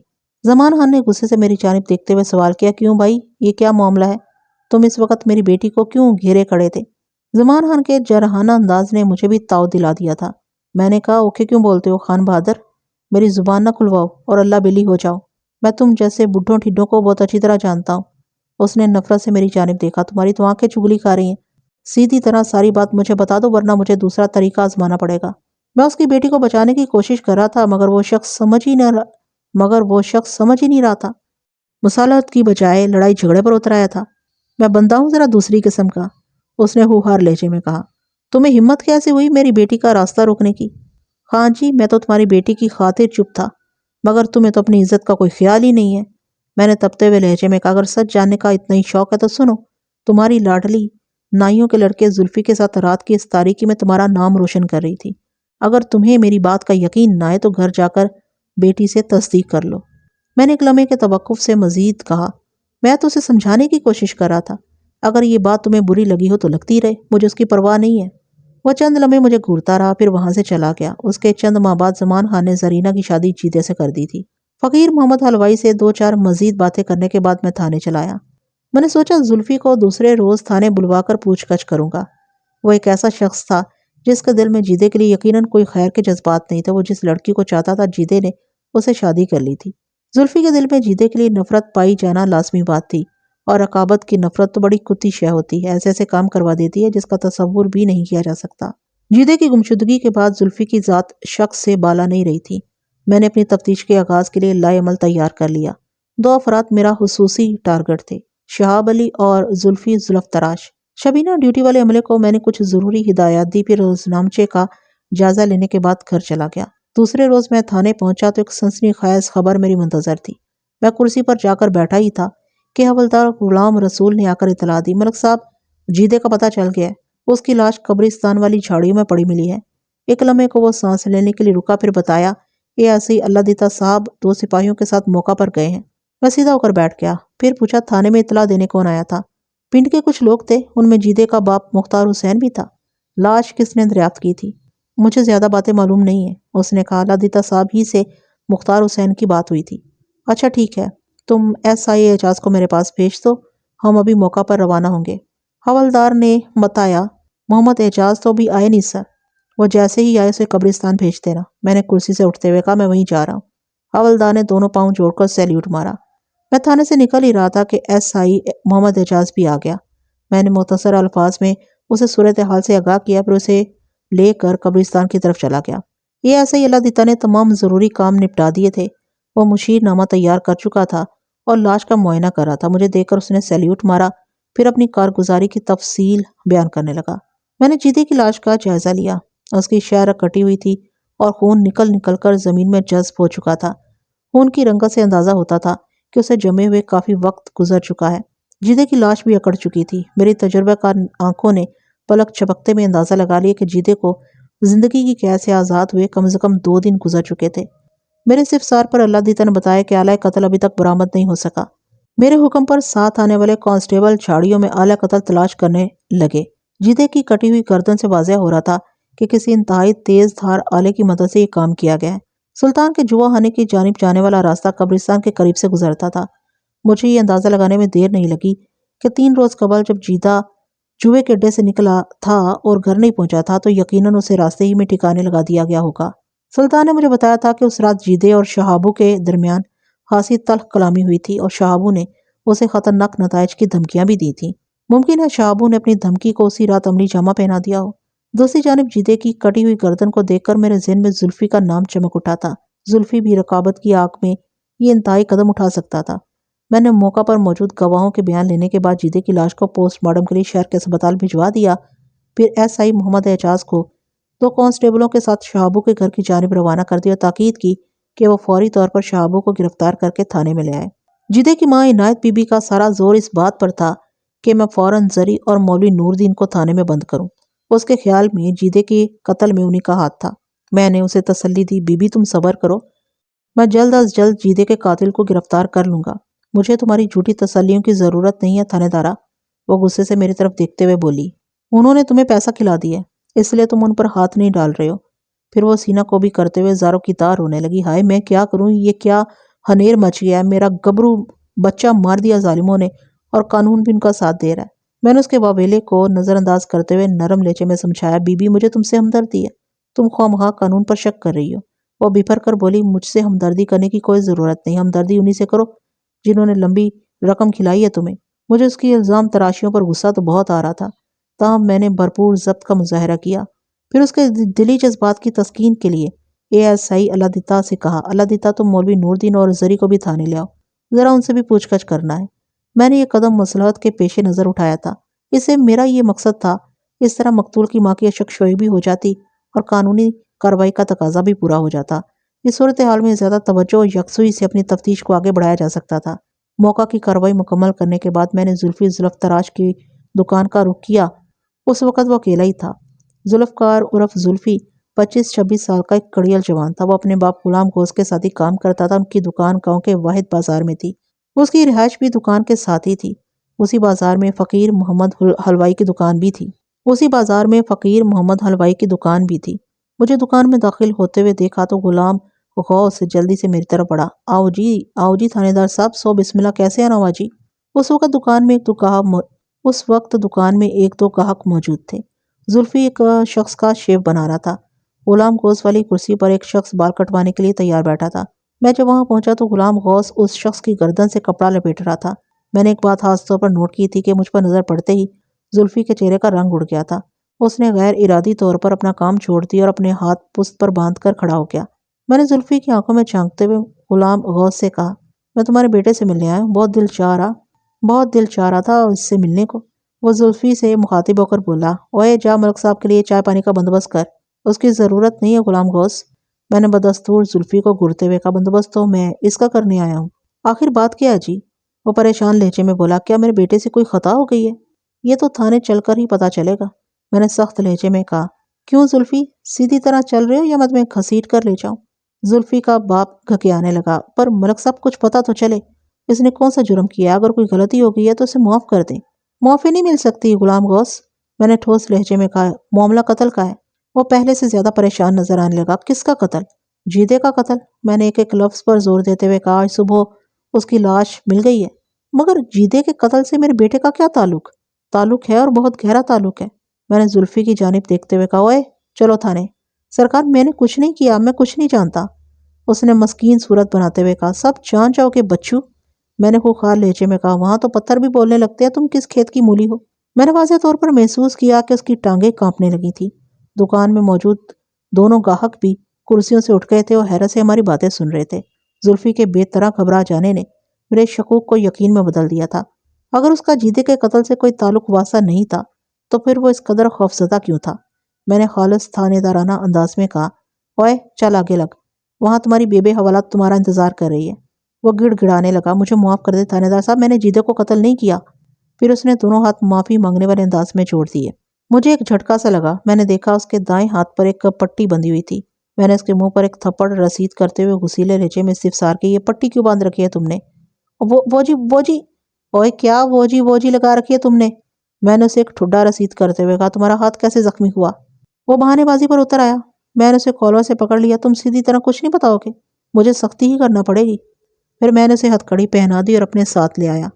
جب ہم تھانے پہنچے تو ASI اللہ دیتا زری اور مولوی نور دین کو تھانے لا چکا تھا۔ اس وقت وہ برآمدے میں بیٹھے ہوئے تھے۔ میں ان کے پاس سے گزر کر اپنے کمرے کی جانب جانے لگا۔ مولوی صاحب نے اٹھ کر مجھے سلام کیا۔ میں اس کے سلام کا جواب دینے کے بعد اپنے کمرے میں آ گیا۔ میں نے ایک بات خاص طور پر نوٹ کی تھی۔ زلفی نے زری پر نظر پڑتے ہی ایک گہری یا بھری تھی اور یاس انگیز نگاہوں سے اسے دیکھا تھا۔ رد عمل کے طور پر زری نے اپنی گردن جھکا دی تھی۔ میں نے ہیڈ کانسٹیبل نبی بخش کو بلا کر زلفی کو اس کے حوالے کرتے ہوئے کہا، یہ کئی دن سے بھوکا ہے، اس کی خاطر تواضع کا بندوبست کرو۔ اور ہاں، وہ SI اعجاز ابھی تک آیا نہیں؟ نہیں جناب۔ ٹھیک ہے، میں نے کہا، تم 10 منٹ کے بعد زلفی کو میرے پاس لے آنا۔ ایک بات کا خیال رکھنا کہ مجھے اسے ضروری نوعیت کی پوچھ گچھ کرنا ہے۔ آپ فکر ہی نہ کریں جناب، میں آپ کا مطلب سمجھ رہا ہوں۔ انشاءاللہ آپ کو کوئی شکایت نہیں ہوگی۔ ان کے جانے کے بعد میں نے مولوی نور دین اور زری کو اپنے پاس بلا لیا اور معذرت کی کہ انہیں بار بار تھانے آنا پڑ رہا ہے۔ بہرحال ہمیں کارروائی تو کرنا ہی پڑتی ہے۔ میں نے کہا، جیدے کی ماں نے آپ پر شک ظاہر کیا ہے، میں تفتیش کرنے کے لیے مجبور ہوں۔ کوئی بات نہیں ملک صاحب، میں آپ کی مجبوری کو سمجھ رہا ہوں۔ مولوی نور دین نے کہا، پھر درخواست کی کہ آپ مجھے روزانہ 1000 مرتبہ بھی تھانے بلائیں گے تو میں حاضر ہو جاؤں گا، مگر میری ایک چھوٹی سی التجا ہے کہ زری کو اس سلسلے میں زحمت نہ دی جائے۔ آپ سمجھدار ہیں اور کوئی بات آپ سے پوشیدہ بھی نہیں ہے۔ آپ اس مصیبت زدہ عورت کی حالت کا خود اندازہ لگا سکتے ہیں۔ میں نے اس بات میں سر ہلاتے ہوئے پوچھا، زری متوفی عبدالغفور کے گھر میں رہ رہی ہے؟ رہنا تو وہیں چاہیے تھا ملک صاحب، مگر میری گھر والی اسے اپنے پاس لے آئی ہے۔ مولوی نور دین نے بتایا، شاید میں نے آپ کو پہلے بھی بتایا تھا کہ میاں بیوی بیٹی ایسی نعمت خداوندی سے محروم ہے۔ میری بیوی نے زری کو اپنی بیٹی بنا لیا، اب یہ ہمارے ساتھ ہی رہے گی۔ اور متوفی کے گھر کا کیا ہوگا؟ مولوی نور دین نے جواب دیا، ابھی تو اس کے بارے میں کچھ سوچا نہیں ہے، ظاہر ہے زری جیسے کہے گی وہی کیا جائے گا، مگر یہ سب بات کی باتیں ہیں۔ میں نے 1-2 رسمی باتوں کے بعد انہیں جانے کی اجازت دے دی۔ وہ میرے کمرے سے نکلے ہی تھے کہ SI محمد اعجاز کمرے میں داخل ہوا۔ اس کے چہرے سے پریشانی ہوئیدہ تھی۔ میں نے اسے دیکھتے ہی اندازہ لگا لیا تھا کہ وہ ناکام لوٹا ہے۔ پھر اس نے میرے اندازے کی تصدیق بھی کر دی۔ مجھے سخت افسوس ہے ملک صاحب، اس نے بتایا، شہابو ہمارے ہاتھ نہیں لگ سکا۔ اس کے گھر والے کیا بتاتے ہیں؟ میں نے پوچھا، کہاں گیا وہ؟ انہوں نے بتایا کہ وہ لاہور گیا ہوا ہے 3 روز سے۔ محمد اعجاز نے تفصیل بتاتے ہوئے کہا، بقر عید نزدیک ہے، وہ بکرا منڈی سے بکرے وغیرہ لینے گیا ہے۔ ان کے خیال میں وہاں سے سستے بکرے مل جاتے ہیں۔ اس کی واپسی کا انہوں نے کچھ بتایا ہے؟ نہیں جناب، وہ اس کی واپسی کے بارے میں کچھ نہیں جانتے۔ میں گہری سوچ میں ڈوب گیا۔ محمد اعجاز نے کچھ دیر بعد میری سوچ کے تسلسل کو توڑا۔ ملک صاحب، زلفی ملا آپ کو؟ میں نے چونک کر اس کی جانب دیکھا، پھر کہا، ہاں، اس وقت اس کی خاطرداری ہو رہی ہے۔ ایک لمحے کے توقف کے بعد میں نے کہا، تم جا کر اسے میرے کمرے میں لے آؤ، ذرا اسی سے پوچھ گچھ کریں، وہ بھی اس کیس کا ایک اہم مہرہ ہے۔ جی سر، میں ابھی لایا اسے۔ تھوڑی دیر کے بعد زلفی میرے سامنے گردن جھکائے کھڑا تھا۔ اس کی حالت سے اندازہ ہو رہا تھا کہ اسے پیٹ بھر کر کھانا کھلا دیا گیا تھا۔ میں نے باروب لہجے میں سوال کیا، کیا فیصلہ کیا ہے تم نے زلفی؟ زبان کھولو گے یا خاموشی سے سولی پر چڑھ جاؤ گے؟ اس نے ہراساں نظروں سے میری جانب دیکھا مگر منہ سے کچھ نہیں بولا۔ اوئے، گونگا ہو گیا کیا؟ اعجاز نے اس کی گردن پر ایک جھانپڑ رسید کرتے ہوئے کہا، ملک صاحب کچھ پوچھ رہے ہیں تم سے؟ میں اوئے بکری کے بچے، کیا میں لگا رکھی ہے؟ میں نے سخت لہجے میں کہا، خاطر تواضع میں کوئی کمی رہ گئی ہے کیا؟ وہ رو دینے والے انداز میں بولا، میں نے کچھ نہیں کیا جناب، میں نے کچھ نہیں۔ وہ رو دینے والے انداز میں بولا، میں نے کچھ نہیں کیا جناب، میں نے کچھ نہیں۔ اوئے، جیدے کی گردن تمہاری بیبے نے کاٹی ہے؟ محمد اعجاز نے اس کی کمر پر ایک لات رسید کی، پھر آنکھ مارتے ہوئے مجھ سے کہا، ملک صاحب اسے میرے حوالے کر دیں، میں اس کی زبان کھلواتا ہوں۔ وہ باقاعدہ رونے لگا اور میز کے نیچے گھس کر میرے پاؤں پکڑنے کی کوشش کرنے لگا۔ میرے اشارے پر SI نے اسے گھسیٹ کر میز کے نیچے سے نکالا اور جھٹکے سے کھڑا کر دیا۔ زلفی ایک صحت مند اور جوان مرد تھا، اس کی بزدلی میری سمجھ سے باہر تھی۔ میں نے ذرا مختلف انداز میں اس پر کام شروع کیا۔ وہ کھڑا تھر تھر کانپ رہا تھا۔ میں نے تحکمانہ لہجے میں کہا، بیٹھ جاؤ۔ وہ وہیں زمین پر بیٹھ گیا۔ میں نے گھرا کر کہا، وہاں نہیں، یہاں بیٹھو۔ میرا اشارہ کرسی کی طرف تھا۔ اس کی آنکھوں میں حیرت چمک رہی تھی۔ وہ تو بینچ پر بیٹھنے کا تصور بھی نہیں کر سکتا تھا۔ چائے کا میں اسے کرسی پیش کر رہا تھا۔ وہ متذبذب نظروں سے باری باری مجھے اور اعجاز کو دیکھ رہا تھا۔ ہوئے، کیا الوؤں کی طرح بٹر بٹر دیکھ رہے ہو؟ اعجاز نے اسے کرسی کی جانب دھکیلا، سنا نہیں تم نے؟ ملک صاحب کیا کہہ رہے ہیں؟ وہ جھجکتے کرسی پر بیٹھ چکا تو میں نے اس کی توقع کے برخلاف نرم لہجے میں سوال کیا، زمان خان کی بیٹی زرینہ عرف زری کو جانتے ہو؟ جی جانتا ہوں جی۔ تمہیں کیسی لگتی ہے وہ؟ جی اچھی ہے، میرا مطلب ہے زری اچھی لڑکی ہے۔ میں نے اس کی آنکھوں میں آنکھیں ڈال کر پوچھا، تم اسے چاہتے ہو؟ وہ ذرا سا جھجکا، پھر بولا، مگر اس کی تو شادی ہو چکی ہے، میرا مطلب ہے شادی ہو گئی تھی۔ شادی سے پہلے تو چاہتے تھے، اس نے جواب دیا، جی کچھ۔ اور تم اس سے چھپ چھپ کر ملتے رہتے تھے؟ نہیں جناب، ایسی تو کوئی بات نہیں۔ ابھی تو میں نے تمہیں اپنے سامنے کرسی پر بٹھا رکھا ہے۔ میں نے سخت لہجے میں کہا، اگر تم نے جھوٹ بولنے کی کوشش کی تو الٹے لٹکے نظر آؤ گے۔ وہ سہمی ہوئی نظروں سے میری طرف دیکھنے لگا۔ میں نے پوچھا، ایک مرتبہ فقیر محمد حلوائی نے بھی تم دونوں کو محبت کی پینگیں بڑھاتے ہوئے پکڑا تھا۔ ایک لمحے کو رک کر میں نے اضافہ کیا، مجھ سے کچھ چھپانے کی کوشش نہ کرنا، میں فقیر محمد سے پوری کہانی سن چکا ہوں اور اسے ابھی یہاں بھی بلا سکتا ہوں۔ اس نے تامل کرتے ہوئے جواب دیا، بس یہ غلطی ہو گئی تھی، جیدے سے شادی کے بعد بھی تم مجھ سے ملتے رہے تھے، کبھی کبھار ملاقات ہو جاتی تھی، اس نے بتایا۔ میں نے سخت لہجے میں پوچھا، زری ایک شادی شدہ عورت تھی، وہ تمہارے لیے غیر تھی، تمہیں اس بات کا خیال نہیں تھا کہ تم ایک شادی شدہ عورت سے تعلق رکھ کر غلطی کر رہے ہو؟ مجھے احساس تھا جناب، اس نے کہا، مگر میں مطمئن تھا کہ ہمارے درمیان کوئی ناجائز تعلق نہیں تھا، ہم صرف بات چیت کی حد تک ملتے تھے۔ ملاقاتیں کہاں ہوتی تھی؟ میری چھوٹی بہن زرینہ کی سہیلی تھی، زلفی نے بتایا۔ زری کبھی کبھار اس سے ملنے آ جاتی تھی، اسی دوران میں مجھے بھی اس سے بات کرنے کا موقع مل جاتا تھا۔ اور زری تمہیں جیدے کے ظلم و ستم کی داستانیں سناتی تھی، وہ اپنی گھریلو پریشانیوں کا ذکر کرتی رہتی تھی، اور تمہارے دل میں جیدے کے لیے نفرت پیدا ہوتی جا رہی تھی۔ میں نے معنی خیز لہجے میں سوال کیا، وہ ویسے بھی تمہارا رقیب تھا، اس نے زری کو تم سے چھین لیا تھا، کیوں؟ ظاہری بات ہے جناب، وہ سادگی سے بولا، میں جیدے سے محبت تو کرنے سے رہا۔ میں نے چپتے ہوئے لہجے میں پوچھا، تم نے زری کی مصیبتیں دور کرنے کے لیے کوئی عملی قدم نہیں اٹھایا؟ میں کیا کر سکتا تھا جناب، وہ پرائی ہو چکی تھی، میں اس کے معاملات میں کیسے دخل دے سکتا تھا؟ جیسے اب دی ہے۔ کیا مطلب؟ اس نے سوالیہ نظروں سے میری جانب دیکھا۔ تم نے جیدے کو قتل کیا ہے؟ آپ میرا یقین کیوں نہیں کرتے تھانے دار صاحب؟ وہ باقاعدہ قسمیں کھانے لگا، رب دی سو، میں نے جیدے کو قتل نہیں کیا، میں جیدے سے شدید نفرت ضرور کرتا تھا، مگر میں اتنا بڑا قدم اٹھانے کی جرت نہیں کر سکتا۔ آپ کو کسی نے میرے خلاف غلط بتایا ہے۔ اوئے غلط کے گھوڑے، ہمیں جھوٹا سمجھتا ہے؟ اعجاز نے اسے جھنجھوڑتے ہوئے کہا، تم کیا سمجھتے تھے، واردات کر کے صاف بچ جاؤ گے؟ میں نے کوئی واردات نہیں کی جناب۔ یہ تمہارے ہاتھ کو کیا ہوا ہے؟ میں نے اس کے پٹی باندھے ہاتھ کی طرف اشارہ کرتے ہوئے پوچھا۔ دینو چاچا کی شیف بناتے ہوئے اس طرح لگ گیا تھا جی، اس نے جواب دیا، معمولی سے زخم آ گیا تھا۔ محمد اعجاز نے طنزیہ لہجے میں دریافت کیا، دینو چاچا کی شیف بناتے ہوئے یا جیدے کا نرخرا کاٹتے ہوئے؟ زلفی دوبارہ بڑی بڑی قسمیں کھانے لگا اور ہمیں خدا رسول کا واسطہ دینے لگا کہ ہم اس کی بات کا یقین کر لیں۔ جیدے کے قتل سے اس کا کوئی تعلق نہیں تھا۔ میں نے اس کی منت سماجت کو نظر انداز کرتے ہوئے سخت لہجے میں کہا، تمہارے ہاتھ پر یہ زخم کب آیا تھا؟ 3 روز پہلے جناب۔ میں نے سوال کیا، کیا پٹی کسی ڈاکٹر سے کروائی تھی؟ میں نے خود ہی باندھ لی تھی جناب، اس نے بتایا۔ سرسوں کا تیل اور سوار یعنی کہ راکھ ڈال کر میں نے زخم کو بھر دیا تھا اور صاف کپڑے کی پٹی کس کر باندھ دی تھی۔ میں نے اس کی پٹی کھلوا کر زخم کا معائنہ کیا، دائیں ہاتھ کے انگوٹھے کے ذرا نیچے ایک 1.5 انچ کا کٹ موجود تھا جو واضح طور پر کسی تیز دھار آلے سے آیا تھا۔ میں نے اس کی آنکھوں میں دیکھتے ہوئے پوچھا، تم ایک فرضی شیف بنا سکتے ہو؟ اس نے الجھی ہوئی نظروں سے میری طرف دیکھا اور بولا، میں آپ کا مطلب نہیں سمجھا جناب۔ زلفی کے ہاتھ پر موجود کٹ کو دیکھ کر میرے ذہن میں خیال پیدا ہوا تھا، زخم کو وہ نشان دائیں ہاتھ پر تھا۔ اگر زلفی سیدھے ہاتھ سے شیف بناتا تو دائیں ہاتھ سے مذکورہ حصے پر اس طرح لگ جانا ممکن نہیں تھا۔ ایسا اسی صورت میں ہو سکتا تھا جب یا تو زلفی الٹے ہاتھ سے کام کرنے کا عادی ہو یا پھر وہ زخم کسی دوسرے شخص نے لگایا ہو۔ میں اپنے اسی شبے کی تصدیق کرنا چاہتا تھا۔ میں نے اپنا رولر اس کی جانب بڑھاتے ہوئے کہا، تم فرض کرو کہ یہ رولر ایک استرا ہے، اس استرے سے تمہیں ایسا ہی اعجاز کی شیف بنانا ہے۔ لیکن یہ کیسے ممکن ہے جناب؟ اس نے حیرت امیز لہجے میں پوچھا، ایک لکڑی سے میں شیف نہیں بنا سکتا؟ اوئے کھوتے دے کھور، تم نے سچ مچ کی شیف تھوڑی بنانا ہے؟ میں نے ڈانٹتے ہوئے کہا، بس شیف بنانے کی اداکاری کرنا ہے۔ وہ آنکھیں پھیلا کر بولا، ٹھیک ہے جناب، جو حکم سرکار کا۔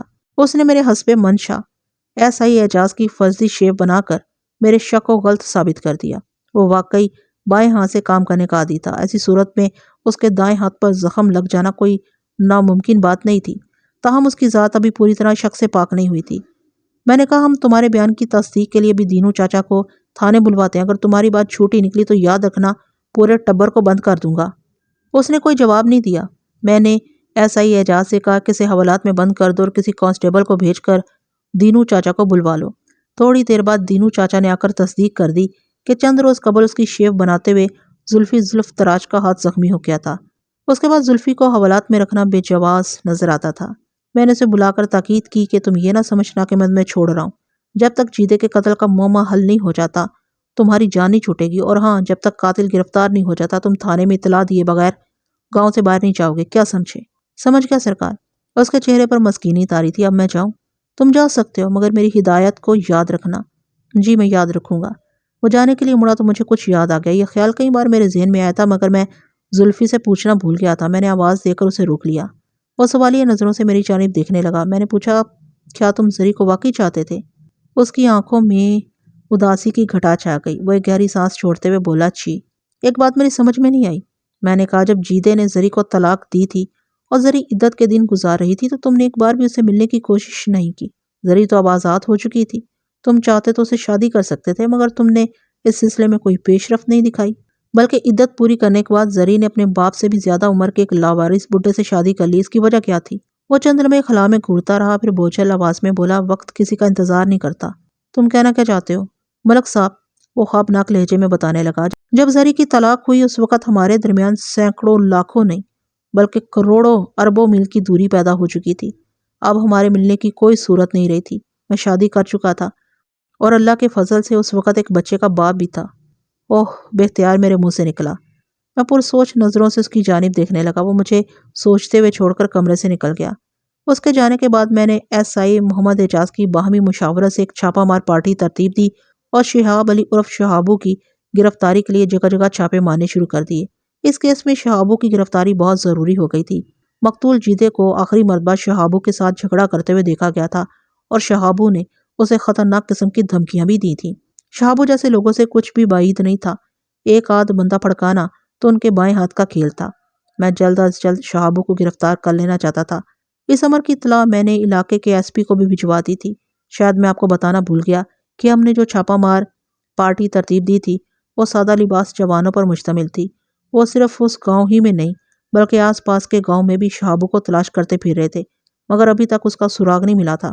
2 روز بعد دوسرے علاقے کے تھانے کا ایک اے ایس آئی اور 2 کانسٹیبل میرے پاس آئے۔ وہ تینوں اس وقت سادہ لباس میں تھے اور خاصے تھکے ہوئے دکھائی دیتے تھے۔ میں گھر جانے کی تیاری کر رہا تھا کہ انہیں دیکھ کر رک گیا۔ اے ایس آئی نے اپنا تعارف کرانے کے بعد آمد کا مقصد ظاہر کیا۔ ملک صاحب، ہمیں اس گاؤں کے وسنیک کے شہابو کی تلاش ہے۔ شہابو کا نام سن کر میں سیدھا ہو کر بیٹھ گیا۔ میں نے پوچھا، آپ کوئی خاص بات خاص ہی نہیں، بہت سنگین بھی ہے۔ اس نے بتایا، شہابو ہمیں چوری کی ایک واردات کے سلسلے میں مطلوب ہے۔ میرے استفسار پر اے ایس آئی نے تفصیل بتاتے ہوئے کہا، چند روز قبل ان کے علاقے 4 ڈھاٹا پوش افراد نے ایک غریب شخص کو زندہ درگور کر دیا تھا۔ اس کی بیٹی کی عنقریب شادی ہونے والی تھی، مگر ان ظالموں نے اس کے گھر کی صفائی کر دی تھی۔ وقت رخصت جب لٹیرے انہیں پولیس کی اطلاع دینے کی صورت میں خطرناک نتائج سے ڈرا رہے تھے تو فتح محمد کی بیٹی جس کی شادی ہونے والی تھی، اس نے ایک شخص کی آواز پہچان لی۔ وہ انہی کے گاؤں کا رہنے والا طفیل عرف تافو تھا۔ لڑکی نے کسی قسم کی پرواہ کیے بغیر پولیس کو تافو کا نام بتا دیا۔ پولیس نے تافو کو گرفتار کر کے جب دھلائی کی تو اس نے سب کچھ اگل دی اور اپنے ساتھیوں کے نام بتا دیے۔ اس کی مخبری پر 2 ساتھی گرفتار کر لیے گئے تھے، مگر ان کا چوتھا ساتھی ابھی تک لاپتہ تھا۔ بعد میں گرفتار ہونے والے دونوں افراد نے تشدد کی تاب نہ لاتے ہوئے بتا دیا کہ ان کا چوتھا ساتھی شہابو ہی ان کا سرغنہ تھا اور مال مسروقہ سب اسی کے پاس تھا۔ اپنی بات ختم کرنے کے بعد اے ایس آئی نے کہا، ملک صاحب، بندہ آپ کے علاقے کا ہے، اب اس کی گرفتاری کے سلسلے میں ہماری مدد کریں۔ میں تو خود کئی دن سے شہابو کی تلاش میں تھا۔ میں نے کہا، آپ نے بہت دیر کر دی یہاں آنے میں، بلکہ میرا خیال ہے آپ دیر نہ بھی کرتے تو کوئی فائدہ نہیں تھا۔ یہ کیا کہہ رہے ہیں ملک صاحب؟ میں ٹھیک کہہ رہا ہوں۔ میں نے اسے بتایا، شہابو کی ہمیں بھی تلاش ہے۔ اس گاؤں میں قتل کی ایک سنگین واردات ہو گئی ہے۔ شہابو اسی سلسلے میں مطلوب ہے۔ ہم نے کئی جگہ اس کی تلاش میں چھاپے بھی مارے ہیں، مگر ابھی تک اس کا کوئی سراغ نہیں ملا۔ اوہو، تو یہ بات ہے۔ اے ایس آئی کے چہرے پر مایوسی کے سائے لہرانے لگے۔ یہ شہابو نہ جانے ہمیں کہاں کہاں دوڑائے گا۔ آپ فکر نہ کریں، ہم جلد ہی اسے ڈھونڈ نکالیں گے۔ میں نے تشفی امیز لہجے میں کہا، پھر ایک کانسٹیبل کو بلا کر حکم دیا، مہمانوں کے لیے کھانے پانی اور منجی بسترے کا انتظام کرو، یہ آج رات یہیں ٹھہریں گے۔ انہوں نے کوئی حیل و حجت کا مظاہرہ نہیں کیا۔ وہ جس علاقے سے آئے تھے وہ یہاں سے کافی دور تھا اور رات کے وقت واپس جانے کی ان میں ہمت نہیں تھی۔ وہ تھکن سے نڈھال نظر آتے تھے۔ میں نے ان کے کیمپ کے انتظامات سے مطمئن ہونے کے بعد اپنے کوارٹر میں چلا گیا۔ میں آپ کو ایک بات بتانا بھول گیا، جیدے کے پوسٹ مارٹم کی رپورٹ نے اس بات کی تصدیق کر دی تھی کہ اس وقت اس کی موت واقع ہوئے 2 روز گزر چکے تھے جب ہمیں اس کی لاش ملی تھی۔ صورت میں شہابو پر قتل کا شبہ مزید پختہ ہو گیا۔ تب تو دوسرے تھانے کی پولیس بھی اسے تلاش کرتے یہاں پہنچی تھی۔ اگلے روز میں ذرا تاخیر سے تھانے پہنچا تھا۔ اس دوران میں رات والے سرکاری مہمان رخصت ہو چکے تھے۔ جاتے جاتے انہوں نے منشی کے پاس میرے لیے پیغام چھوڑ دیا تھا کہ اگر مجھے شہابو کے بارے میں کسی قسم کی کوئی اطلاع ملے یا سراغ ملے تو ان کو بھی مطلع کروں، تاکہ غریب فتح محمد کی بیٹی کے زیورات جہیز کا دیگر سامان برآمد کیا جا سکے۔ میں تو خود بھی یہی چاہتا تھا کہ شہابو ہاتھ لگ جائے، مگر ایسا لگتا تھا جیسے اسے زمین نگل گئی ہو۔ میں اپنی کرسی پر جا کر بیٹھا ہی تھا، ایک کانسٹیبل نے سلطان کی آمد کی اطلاع دی۔ میں نے فوراً اسے اندر بلا لیا۔ وہ میرے سامنے بیٹھ چکا تو میں نے پوچھا، کیا بات ہے سلطان، بہت پرجوش نظر آ رہے ہو؟ ایک اہم اطلاع لے کر آیا ہوں حضور، وہ اپنے مخصوص انداز میں بولا۔ کیسی اطلاع؟ میں ہمتن گوش ہو گیا۔ شہابو کا سراغ لگا لیا میں نے۔ میں اچھل پڑا، کہاں ہے؟ میں نے جلدی سے کہا، تم نے اسے کہاں دیکھا ہے؟ میں نے اسے اپنی آنکھوں سے نہیں دیکھا سرکار، اس نے بتایا، بلکہ میرے خاص آدمی نے مجھے خبر دی ہے کہ شہابو چودھری حشمت علی کی حویلی میں روپوش ہے۔ چودھری حشمت علی کی حویلی؟ جی سرکار۔ میں نے الجھن امیز لہجے میں دریافت کیا، مگر وہ وہاں کیوں روپوش ہے؟ ان چودھریوں اور بڑے زمینداروں کا سارا کاروبار انہی لٹیروں بدماش قسم کے لوگوں اور قاتلوں کے بل بوتے پر چلتا ہے۔ مصیبت کے وقت شہابو جیسے لوگ اپنے پست پناہوں کی حویلیوں ہی میں پناہ ڈھونڈتے ہیں۔ پولیس کو شہابو کی تلاش اور شہابو پولیس کی آنکھوں میں دھول جھونکتا پھر رہا ہے۔ میں نے کہا، سوچ لو سلطان، کوئی گڑبڑ نہ ہو جائے۔ چودھری حشمت کوئی عام آدمی نہیں ہے کہ ہم دندناتے اس کے گھر میں داخل ہو جائیں۔ مجھے اس کی حویلی کی تلاشی لینے کے لیے خصوصی تیاری کرنا پڑے گی، کہیں تمہارے مخبر کی اطلاع غلط ثابت نہ ہو جائے۔ سوال ہی پیدا نہیں ہوتا جناب، وہ پروسوک لہجے میں بولا۔ میرا مخبر ناقص اطلاع نہیں دے سکتا، اس نے خود شہابو کو حویلی میں دیکھا ہے۔ ملک صاحب، ایک بات واضح کر دوں کہ میرا آدمی اندر ہی کا آدمی ہے، وہ چودھری حشمت علی کی حویلی میں ایک ملازم کی حیثیت سے کام کرتا ہے۔ ٹھیک ہے، اب میں دیکھ لوں گا شہابو کو اور اس کے پست پناہ کو۔ میں نے ایک فیصلے پر پہنچتے ہوئے کہا، اب تم جا سکتے ہو۔ حضور، میرا انعام؟ وہ ہونٹوں پر مسکراہٹ سجاتے ہوئے بولا۔ وہ تمہیں ضرور ملے گا۔ میں نے جلدی سے کہا، پہلے مجھے شہابو کو گرفتار کر لینے دو۔ جیسے آپ کی مرضی سرکار۔ سلطان مجھے سلام کرنے کے بعد وہاں سے چلا گیا۔ اس کے رخصت ہونے کے بعد میں نے گھڑی میں وقت دیکھا تو مجھے مایوسی ہوئی۔ اس وقت دن کا 1 بج رہا تھا۔ میں یہ چاہتا تھا کہ آج ہی جا کر عدالت سے چودھری حشمت علی کے حویلی میں کارروائی کا اجازت نامہ لے آؤں، مگر مجھے یقین تھا کہ عدالت تک پہنچتے پہنچتے اس کا وقت ختم ہو جائے گا اور مجھے خالی ہاتھ واپس آنا پڑے گا۔ میں نے مایوسی کو خود پر طاری نہیں ہونے دیا اور ایس آئی محمد اعجاز کو اپنے کمرے میں بلا کر دیگر ضروری انتظام کرنے لگا۔ چودھری کی حویلی پر چھاپا مارنے کے لیے ہم نے کوئی درجن بھر آدمیوں کا انتخاب کر لیا، جو سادہ لباس میں حویلی کو چاروں طرف سے گھیرے رہتے۔ حویلی کے اندر کارروائی کے لیے صرف مجھے اور محمد اعجاز ہی کو گھسنا تھا۔ اگلے روز صبح ہی صبح میں نے جا کر عدالت سے سرچ وارنٹ حاصل کر لیا۔ پھر میں اور اعجاز چودھری حشمت علی کے حویلی کی جانب روانہ ہو گئے۔ سادہ لباس جوانوں کو ہم نے 1 گھنٹہ قبل بھیج دیا تھا اور وہ پوری تیاری کے ساتھ حویلی کے چاروں طرف موجود تھے۔ یہ انتظامات میں نے اس لیے کیے تھے کہ اگر شہابو نے کسی خفیہ راستے سے حویلی سے فرار ہونے کی کوشش کی تو اس کی اس کوشش کو ناکام بنایا جا سکے۔ ہم دونوں اس وقت وردی میں تھے۔ چودھری حشمت اس وقت حویلی میں ہی تھا اور بیٹھک میں موجود لوگوں سے باتیں کر رہا تھا۔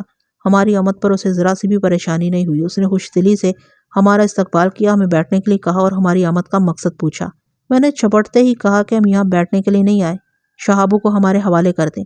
شہابو کا نام سن کر اس کے چہرے پر ایک لمحے کے لیے تغیر نمودار ہوا، مگر دوسرے ہی لمحے وہ چہرے کے تاثرات پر قابو پا کر بولا، ملک صاحب آپ تشریف تو رکھیں، ذرا ہمیں خدمت کا موقع تو دیں۔ میں نے کھڑے کھڑے کہا، چودھری صاحب ہم یہاں اپنی خدمتیں کروانے نہیں آئے، شہابو کو لینے آئے ہیں، آپ خواہ ہمارا وقت ضائع نہ کریں۔ میرے انداز نے اسے تکلیف تو بہت پہنچائی تھی، مگر وہ ضبط کر کے بولا، بیٹھے تو صحیح جناب۔ میں نے بدستور خشک لہجے میں کہا، چودھری صاحب آپ قانونی معاملات میں رکاوٹ ڈالنے کی کوشش کر رہے ہیں۔ وہ بھری بیٹھک میں اپنی توہین کے احساس سے تل ملا کر رہ گیا۔ وہ کوئی عام آدمی نہیں تھا جو پولیس کے روب میں آ جاتا، مگر میں بھی ان پولیس والوں میں سے نہیں تھا جو چودھریوں کے روب میں آ جاتے ہیں۔ اچانک چودھری کے تیور بگڑ گئے۔ وہ نخوت سے بولا، شہابو کو کہیں اور جا کر تلاش کریں ملک صاحب، میرا اسے کیا تعلق بھی پتہ چل جائے گا چودھری، ذرا شہابو تو ہاتھ آ جائے، وہ یہاں نہیں ہے۔ میں خالی ہاتھ واپس نہیں جاؤں گا، وہ طنزیہ لہجے میں بولا۔ میں بے بس اور لاچار قانون کی کوئی مدد نہیں کر سکتا۔ اچانک ایک نوجوان بیٹھک میں داخل ہوا، اس کی عمر 18-20 کے لگ بھگ ہوگی۔ چودھری حشمت کو ہمارے ساتھ گرما گرمی کرتے دیکھا تو حیرت بھرے لہجے میں پوچھا، یہاں کیا ہو رہا ہے؟ Dad, what's wrong? وہ نوجوان چودھری حشمت کو ڈیڈ کہہ رہا تھا۔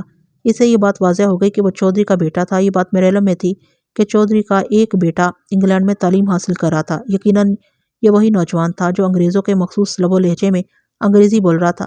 کچھ نہیں بیٹا، تم اندر جاؤ، چودھری نے کہا، تھانے دار صاحب ایک خاص مسئلے پر بات کر رہے ہیں۔ چودھری کی بات اس نوجوان کے حلق سے نہیں اتری۔ وہ میرے تیور دیکھ کر بھانپ چکا تھا کہ معاملہ وہ نہیں تھا جو چودھری بیان کر رہا تھا۔ اس نے مشکوک نظروں سے میری جانب دیکھا، پھر پوچھا، واٹس پرابلم ینگ پولیس مین؟ میں نے جواباً انگریزی میں اسے صورتحال سے آگاہ کیا۔ چودھری کے پلے میری کوئی بات نہیں پڑی تھی، تاہم وہ بیٹے کے چہرے کے تاثرات اور شہابو، مرڈر، شیئر کرائم، ریسٹ وغیرہ جیسے الفاظ میرے منہ سے ادا ہوتے سن کر سمجھ گیا تھا کہ میں نے اس کا کچا چٹھا اس کے ولایت پلٹ صاحبزادے کے سامنے کھول دیا تھا۔ وہ لڑکا حیرت زدہ نظروں سے باری باری کبھی مجھے اور کبھی چودھری حشمت کو دیکھ رہا تھا۔ میں حویلی کی تلاشی لینا چاہتا ہوں، میں نے چودھری کی آنکھوں میں جھانکتے ہوئے کہا۔ وہ بفر کر بولا، تلاشیاں تو کمی کمی لوگوں کے گھروں کی لی جاتی ہیں، ہم چودھری ہیں، اس گاؤں کے، ذرا منہ سنبھال کر بات کرو۔ تم بھی ہوش سنبھال کر میری بات سنو چودھری، میں نے ٹھوس لہجے میں کہا، سیدھی طرح شہابو کو ہمارے حوالے کر دو ورنہ مجبوراً ہمیں حویلی کے ایک ایک کونے میں جھانکنا پڑے گا۔ چودھری کا انگریزی گفتار بیٹا صورتحال کی نزاکت کو سمجھ چکا تھا اور میرے عزائم کا بھی اسے اندازہ ہو گیا تھا۔ اس نے ڈائریکٹ مجھ سے سوال کیا، آپ کورٹ پرمیشن لائے ہیں ساتھ؟ Search warrant? اس کے بغیر تو آپ تلاشی کا کوئی اختیار نہیں رکھتے۔ اس نے اپنی دانست میں مجھے چت کرنے کی کوشش کی تھی، مگر میں بھی کوئی کچی گولیاں نہیں کھیلا ہوا تھا۔ میں نے جیب میں خانہ تلاشی کا عدالتی اجازت نامہ نکال کر اس کی نظروں کے سامنے لہرایا۔ اس نے میرے ہاتھ سے وارنٹ لے کر بغور اس کا جائزہ لیا، پھر مطمئن ہونے کے بعد وارنٹ مجھے واپس دیتے ہوئے بولا، "Oh, I see. You are fully prepared." میں نے جواب دیا، Yes, that is. چودھری زادے نے سوالیہ نظروں سے اپنے باپ کی جانب دیکھا۔ سرچ وارنٹ کی موجودگی میں چودھری کے لیے کسی حیل و حجت کی گنجائش باقی نہیں رہی تھی۔ وہ اب ہمارے راستے کی دیوار نہیں بن سکتا تھا۔ اپنی ناکامی پر وہ اندر ہی اندر پچ و تاب کھا رہا تھا، مگر اس کا بس نہیں چلتا تھا کہ وہ ہمیں بے عزت کر کے اپنی حویلی سے نکال دیتا۔ آخرکار اس نے شکست خوردہ لہجے میں کہا، ٹھیک ہے ملک صاحب، آپ اپنا شوق پورا کر لیں، مگر میں پھر کہہ رہا ہوں یہاں سے آپ کو کچھ نہیں مل سکے گا۔ میں نے اس کے مشورے کو نظر انداز کرتے ہوئے محمد اعجاز کو اشارہ کیا اور حویلی کے اندرونی حصے کی جانب قدم بڑھا دیے۔ ٹھہرو جی، ذرا رک جاؤ، چودھری ہمارے سامنے آتے ہوئے بولا، آپ کچھ دیر یہاں ٹھہر جائیں، میں گھر کی خواتین کو ایک طرف کر دوں۔ میں نے سوالیہ نظروں سے ایسا ہی محمد اعجاز کی طرف دیکھا۔ میرے ذہن میں جس سوال نے سر ابھارا تھا وہی بات اعجاز کے ہونٹوں پر آ گئی۔ ملک صاحب ہوشیاری سے، چودھری ہورانا کوئی بھروسہ نہیں ہے، وہ خواتین کو ایک طرف کرتے کرتے کہیں شہابو ہی کو نہ دوسری طرف کر دیں۔ جتنی دیر ہم دونوں آنکھوں کی زبان سے سوال و جواب کرتے رہے، اسی دوران میں چودھری حشمت علی بیٹھک سے نکل کر حویلی کے اندرونی حصے کی طرف جا چکا تھا۔ ہم دونوں بھی اس کے پیچھے لپکے، مگر ہمیں شاید دیر ہو چکی تھی۔ اس بات کا اندازہ ہمیں حویلی کے باہر سے آنے والی فائر کی آواز سے ہوا۔ ہمارے سادہ لباس آدمیوں نے حویلی کو چاروں جانب سے گھیر رکھا تھا۔ شاید شہابو کو چودھری نے کسی خفیہ راستے سے باہر نکال دیا تھا اور ہمارے آدمی اس کے پیچھے لگ گئے تھے۔ گولی کی آواز سن کر میں تشویش میں مبتلا ہو گیا تھا۔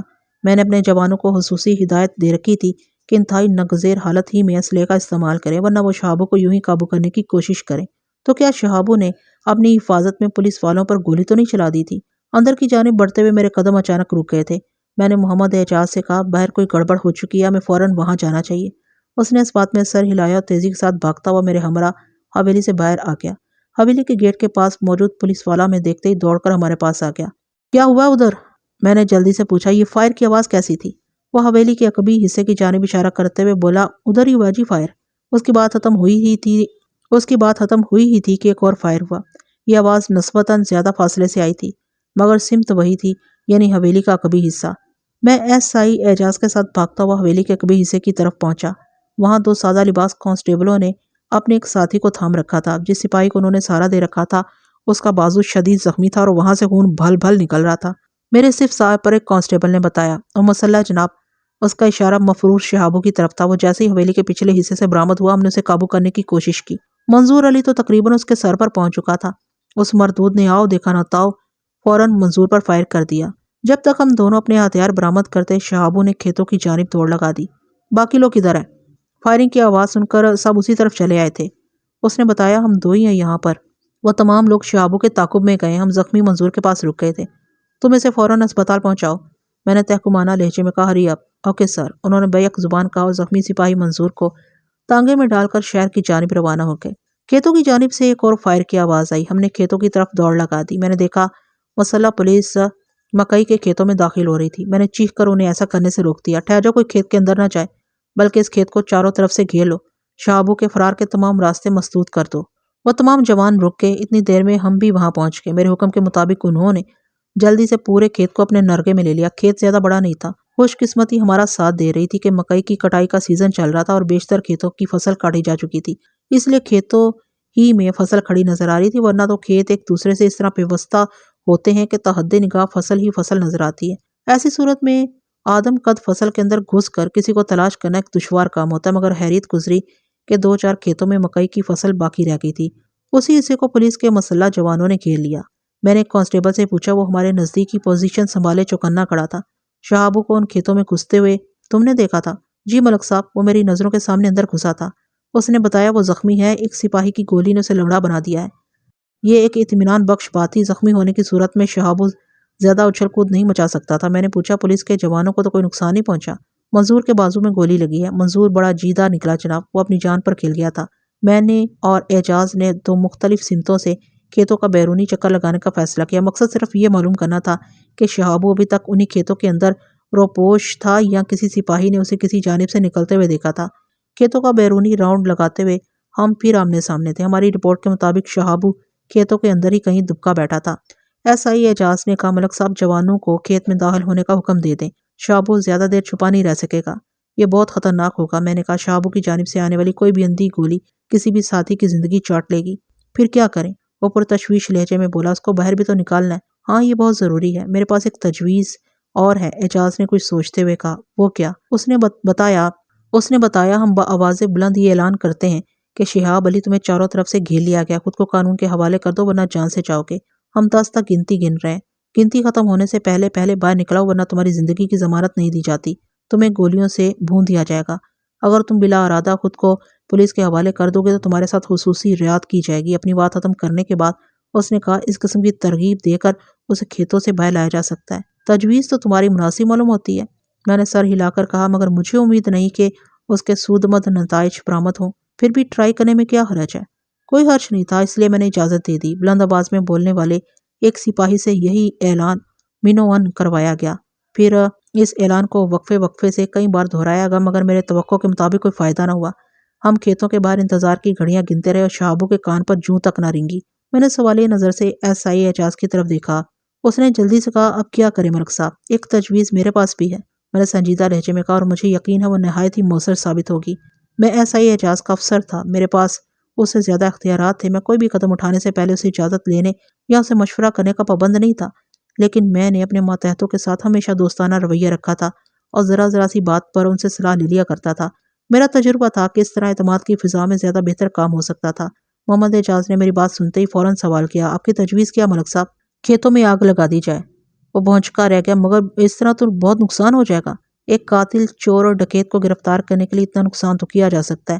میں نے کہا، جب کھیت دھڑا دھڑ جل رہے ہوں گے تو شہابو کے پاس گرفتاری دینے کے سوا کوئی چارہ نہیں رہے گا۔ بات تو آپ کی دل کو لگتی ہے، بس تو پھر ٹھیک ہے، میں نے کہا، اور یہ کام ہم دونوں ہی کریں گے۔ تمہارے پاس ماچس تو ہوگی؟ جی ملک صاحب۔ اس نے ماچس نکال کر میری طرف بڑھا دی۔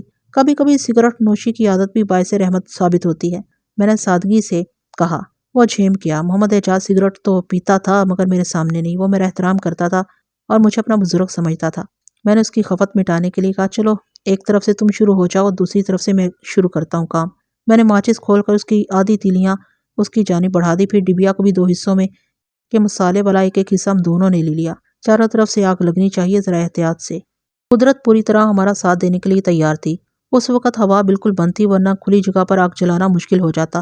ہم آگ لگاتے ہوئے جہاں سے گزرے تھے وہاں پر موجود پولیس اہلکاروں کو اپنے منصوبے سے آگاہ بھی کرتے جا رہے تھے۔ دیکھتے ہی دیکھتے مکئی کے کھیتوں نے چاروں طرف سے آگ پکڑ لی۔